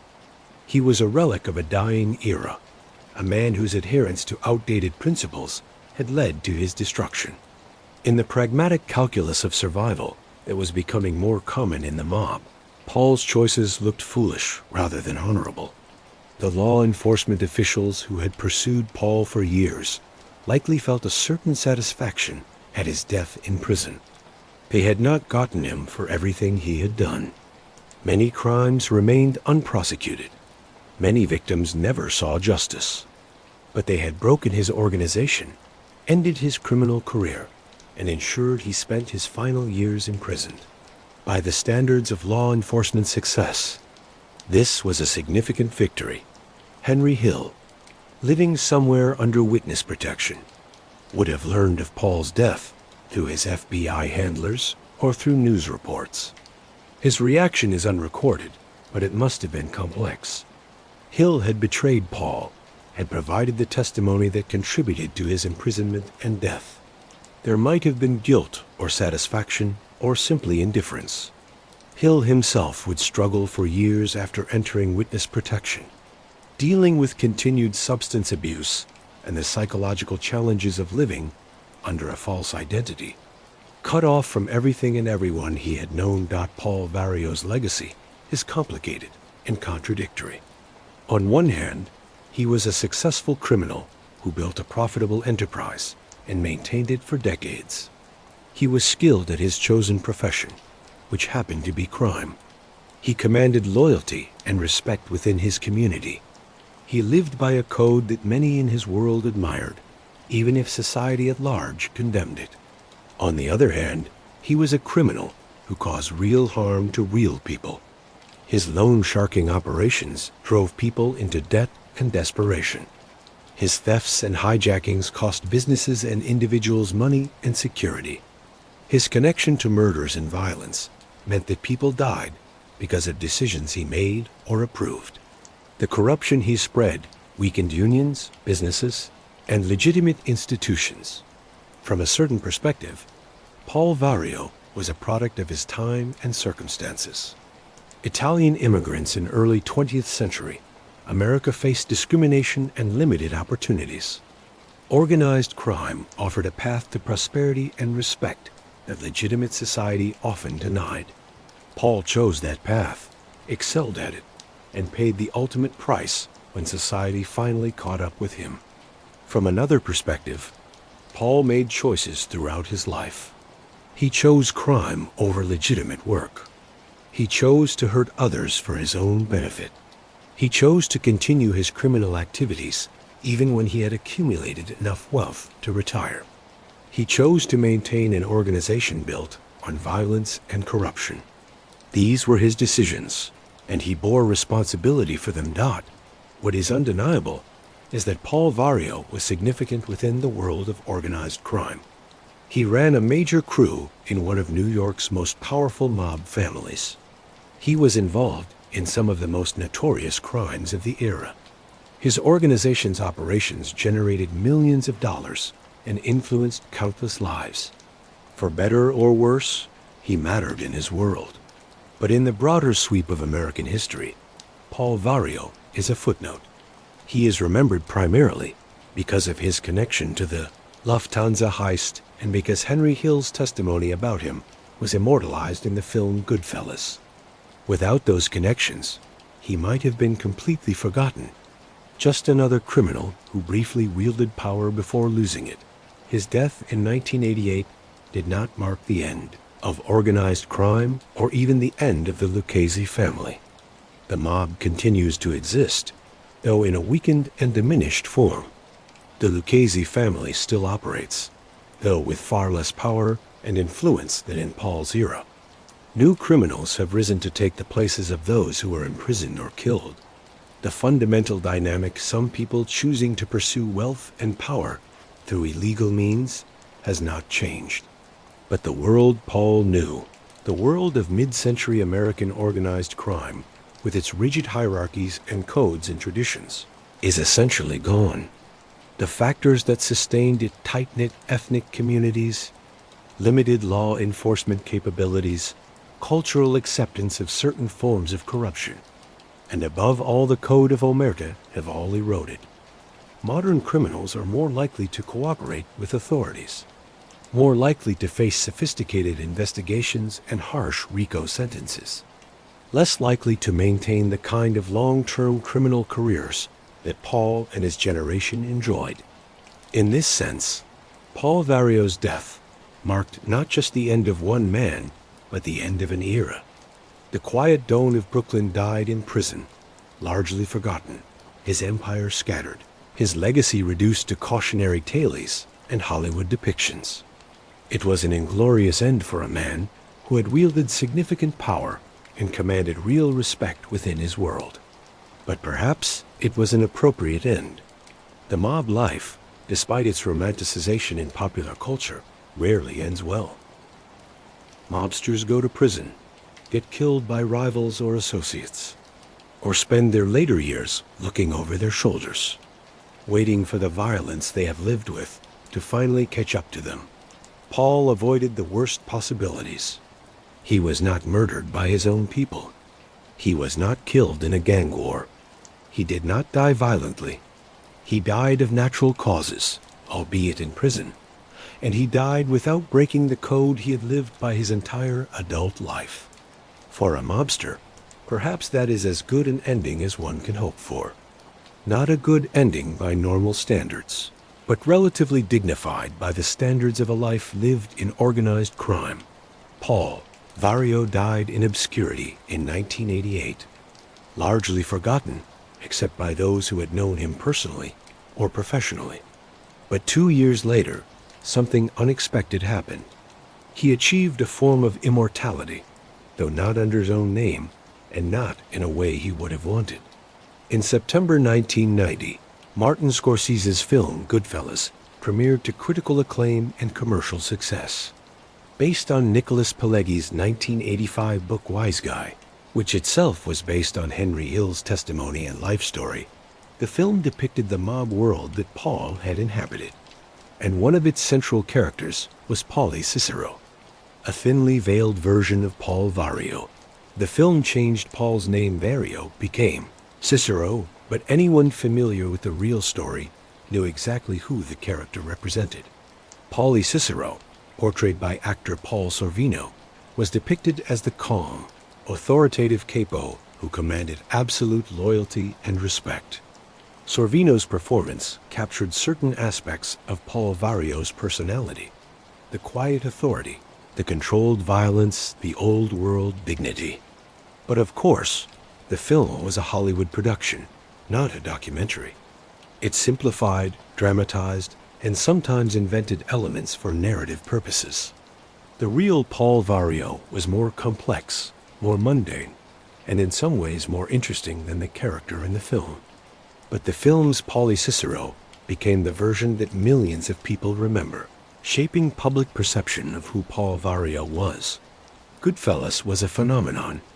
It became one of the most celebrated crime films of all time, frequently ranked among the greatest films ever made. Its depiction of mob life simultaneously glamorous and brutal, exciting and paranoid influenced how Americans thought about organized crime for decades. Lines from the film entered popular culture. Scenes were endlessly quoted and parodied. For Henry Hill, the film brought a second wave of fame. He had been a cooperating witness in the 1980s, known primarily within law enforcement and criminal circles. The film made him a celebrity, albeit a controversial one. He made television appearances, gave interviews, even did speaking tours. The ultimate irony: the rat who had betrayed everyone became famous and relatively wealthy because of that betrayal, while those who had stayed loyal died in prison or in obscurity. The film's portrayal of the Lufthansa Heist called something different in the film to avoid potential legal issues became the definitive version of the story in public memory. The planning, the execution, the paranoid aftermath as Jimmy Conway. Jimmy Burke's character, portrayed by Robert De Niro, kills everyone connected to the heist. All of this was dramatized effectively and became part of American cultural memory. But the real Lufthansa Heist was different in important ways. The film compressed timelines, simplified motivations, and dramatized what was often more mundane in reality. The real heist was meticulously planned over months, not dramatically conceived in quick conversations. The real aftermath was messier and more drawn out than the film depicts. The real people involved were more complex than their cinematic counterparts. The film also depicted Paul Vario Cicero's downfall, though in simplified form. Henry Hill's descent into drug dealing and paranoia, his eventual arrest, and his decision to cooperate with authorities were all major plot points in the film's final act. The betrayal of Paulie by Henry was presented as inevitable given the circumstances, a pragmatic choice driven by survival instinct. This is where the film's version differs most significantly from how Paul probably viewed it. To Paul, Hill's cooperation was the ultimate betrayal, a violation of sacred principles, an act of cowardice. The film presents it more sympathetically, as an understandable choice made by someone trapped by circumstances. Both perspectives have validity, but they represent fundamentally different moral frameworks. The film's impact on Paul Vario's legacy cannot be overstated. Without Goodfellas, Paul would be remembered only by crime historians and those who knew him personally. He would be a minor figure in organized crime history, less famous than bosses like John Gotti or Carlo Gambino, less notorious than killers like Albert Anastasia. But Goodfellas gave Paul a kind of immortality. The character of Paulie Cicero, and by extension Paul Vario himself, became permanently embedded in American popular culture. Millions of people who have never read a book about organized crime or studied mob history know about Paul Vario because of this film. He became part of the cultural narrative about the mob, about crime, about New York in the post-war era. There is something deeply ironic about this. Paul spent his life trying to remain invisible, to operate in the shadows, to avoid public attention. He succeeded remarkably well for decades, but ultimately he became famous precisely because of what he most feared: Henry Hill's testimony. The betrayal that destroyed his organization also inadvertently made him famous. The film also shaped how people think about the mob more generally. Goodfellas presented organized crime as simultaneously appealing and repulsive. The early scenes show the attraction, the money, the respect, the camaraderie, the sense of being part of something powerful. But as the film progresses, it reveals the darkness, the paranoia, the violence, the betrayals, the inevitable downfall. This complicated portrayal was more nuanced than many earlier mob films, which either glorified or condemned the mob without much ambiguity. Goodfellas showed why people were attracted to the mob life, while also showing why that life ultimately destroyed almost everyone who chose it. This moral complexity made it more realistic and, ironically, more effective as both entertainment and as a cautionary tale. For those who had known the real Paul Vario, the film must have been a strange experience. Seeing events they had lived through, people they had known, dramatized on screen with famous actors and a Hollywood budget, had to be surreal.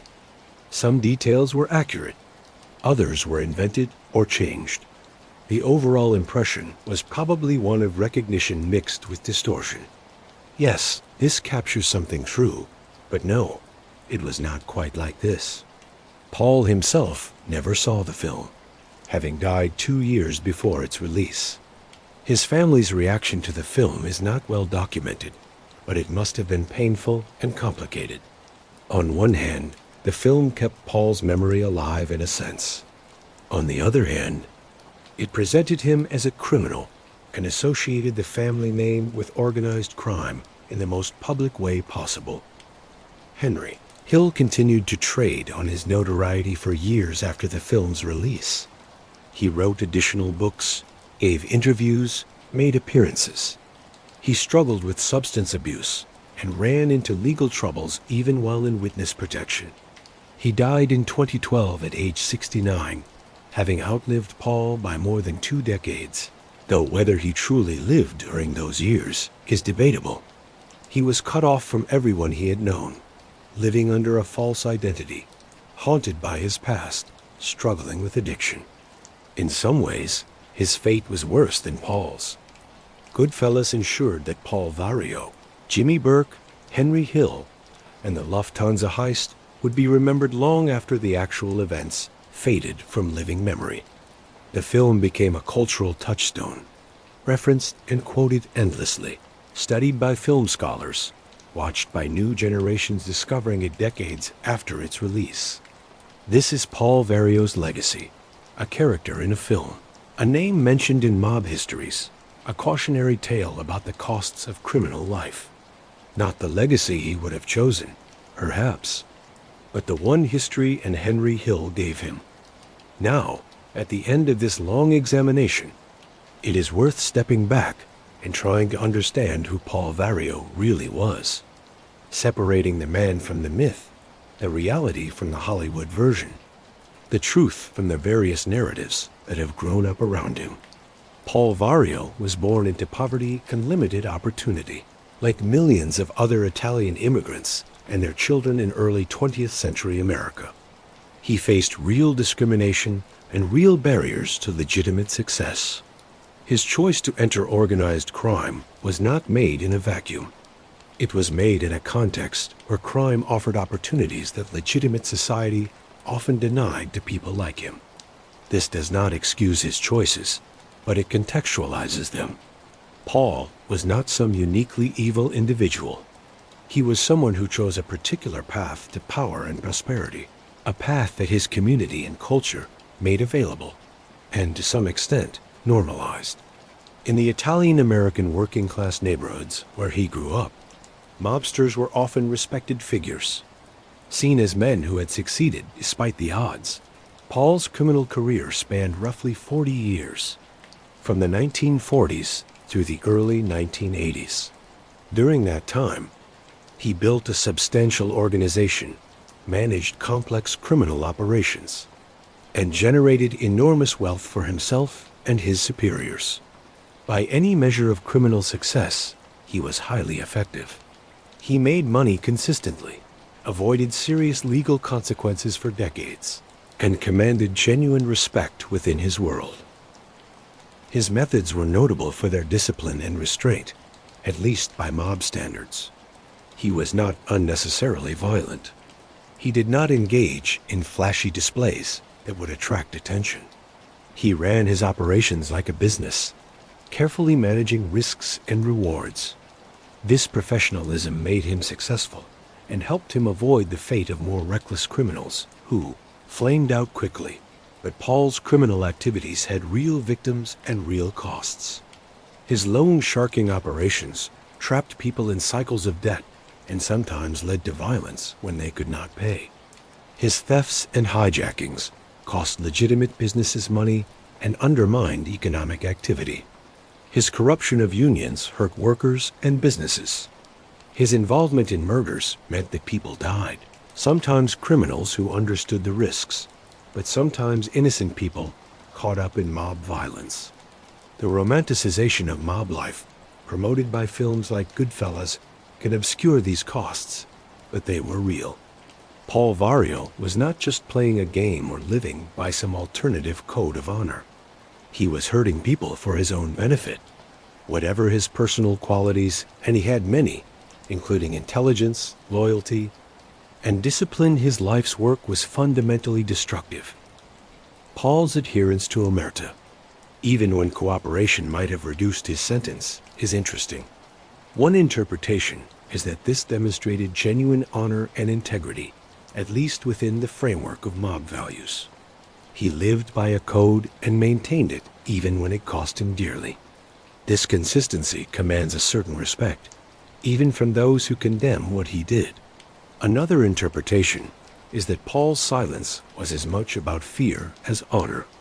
Had he cooperated, he and his family would have faced retaliation from the mob.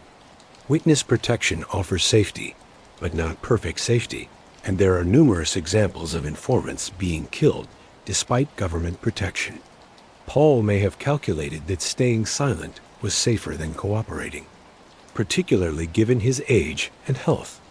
A third interpretation is that Paul's identity was so completely built around mob values that he could not imagine violating them.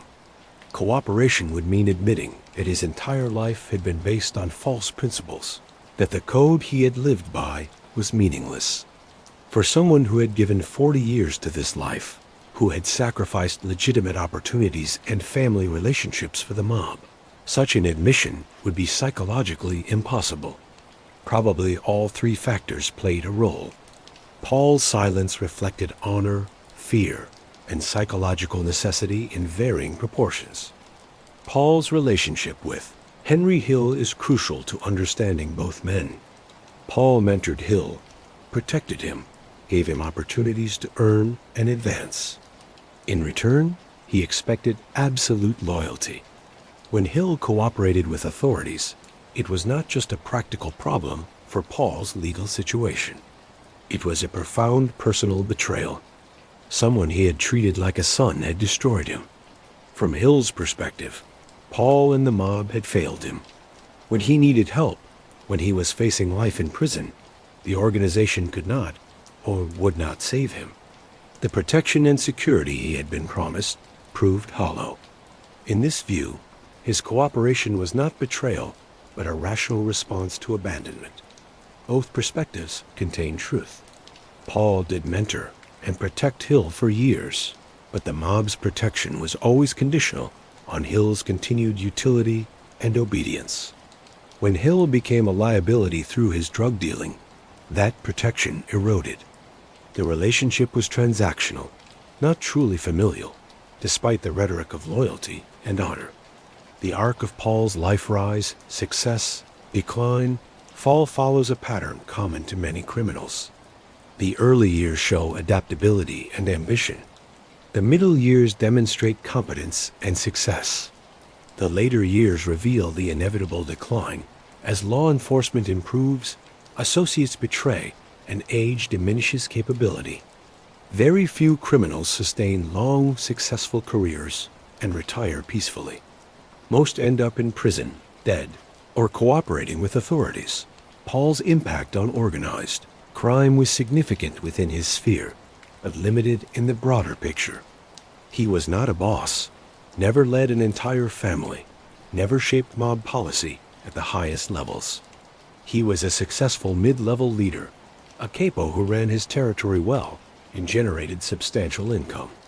In the hierarchy of organized crime history, he is important, but not among the very top figures. His impact on broader American society is harder to measure, but probably modest. The crimes he was involved with hurt specific individuals and businesses, but did not fundamentally alter institutions or systems.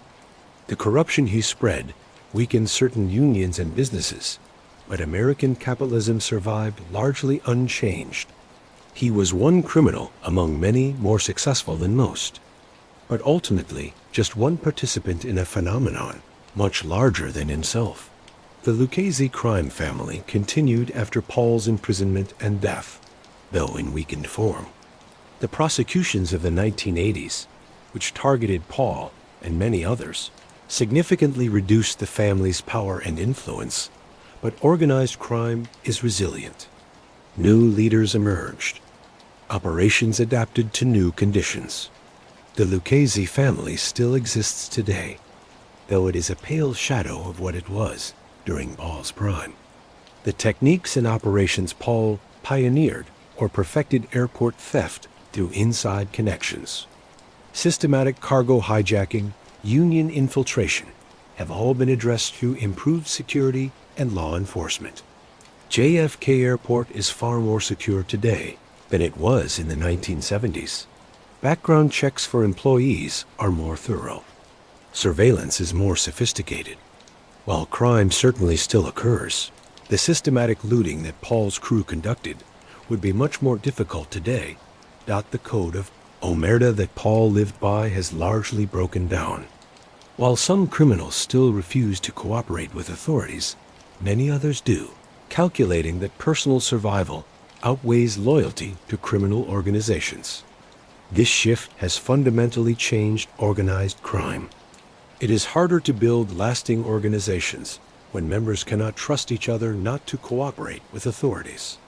It is harder to plan long-term when today's partner might be tomorrow's witness. In this sense, Henry Hill's betrayal of Paul was representative of a broader trend. Hill was not the first mobster to cooperate, and certainly was not the last. His cooperation was part of a wave that transformed organized crime from the relatively stable, hierarchical structure Paul knew into something more fragmented and transient. Paul Vario's story is ultimately a tragedy in the classical sense. He was a man of genuine abilities, intelligence, discipline, leadership, who chose to apply those abilities to criminal enterprise. He achieved substantial success by the measures of his chosen field. He accumulated wealth, power, and respect within his community. But the nature of that field meant his success was temporary and his downfall inevitable. The life he built was fundamentally unstable. It depended on silence that could be broken, on loyalty that could be betrayed, on corruption that could be exposed, on evading law enforcement that was constantly improving its capabilities. No matter how skilled Paul was, how disciplined, how careful, the odds were always against him. Given enough time, something would go wrong. And in his case, what went wrong was Henry Hill's arrest and decision to cooperate. There is a case to be made that Paul Vario was, in his own way, a tragic figure. Not tragic in the sense that he was innocent or undeserving of his fate. He chose his path and committed real crimes with real victims. But tragic in that he lived by a code he genuinely believed in, demonstrated real abilities and virtues within that framework, and ultimately saw everything he had built destroyed by forces he could not control. His death in prison at 73, sick and largely forgotten, was an inglorious end for someone who had wielded real power. But it was also an appropriate end given the choices he had made. The mob life promises wealth, power, and respect, but it rarely delivers happy endings. Paul got the wealth and power, at least for a time, but the ending was what it usually is for mobsters: prison, betrayal, and a quiet death far from home. As we conclude this examination of Paul Vario's life, it is important to acknowledge something that often gets lost in discussions of organized crime. These were human beings with human complexities, not just villains in a morality play. Paul Vario was a criminal who hurt people. This is undeniable and unforgivable. The harm he caused, the violence, the theft, the corruption, was real and affected real lives. Families were destroyed by his loan sharking. Workers were victimized by his union corruption. People died because of decisions he made or approved. These are not abstract harms. They are real suffering inflicted on real people for Paul's benefit. But Paul was also a product of his circumstances, someone shaped by the time and place and culture he came from. He grew up in poverty during the Depression. He faced discrimination as an Italian American when that ethnicity was scorned. He came of age in neighborhoods where organized crime was normalized and sometimes respected.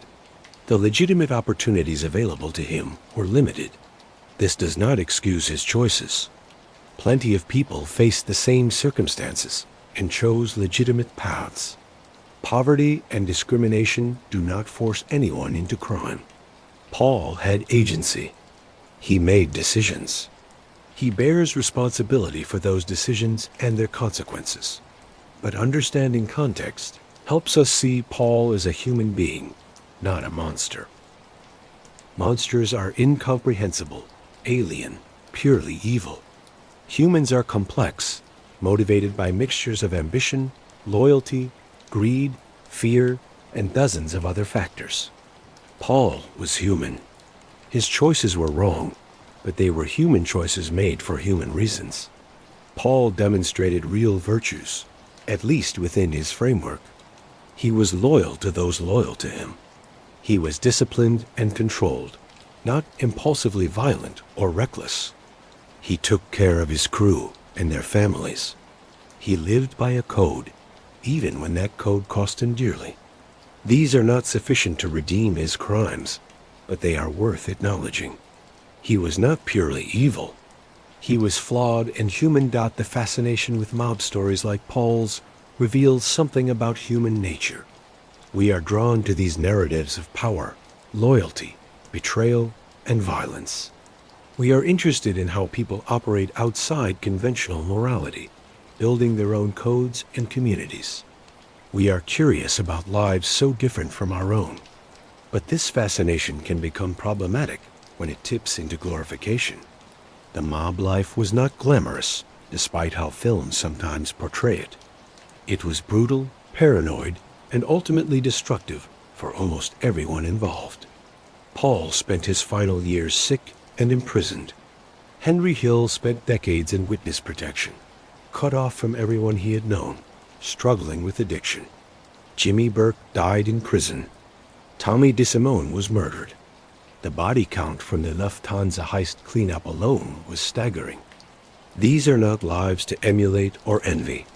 They are cautionary tales about the costs of choosing power and wealth through illegal means. The mob promises much, but delivers mostly suffering, whether you are a victim of mob violence or a participant in mob life. The question of whether Paul had regrets is unanswerable. He never spoke publicly about his life or choices. He never wrote a memoir or gave extensive interviews.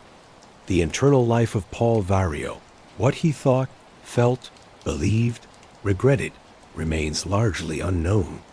We can speculate based on his actions and the testimony of those who knew him, but we cannot truly know. Did he regret the crimes? Probably not, or at least not most of them. In Paul's moral framework, those crimes were justified by mob values and codes. Did he regret trusting Henry Hill? Almost certainly. The betrayal must have been devastating, both practically and emotionally. Did he regret choosing the mob life over a legitimate path? We simply do not know. Perhaps he did in his final days in prison. Or perhaps he remained convinced he had lived honorably by his own standards.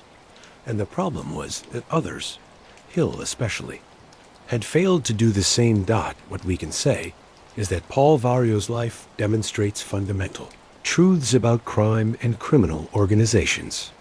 Crime may be profitable in the short term, but it is unsustainable in the long term.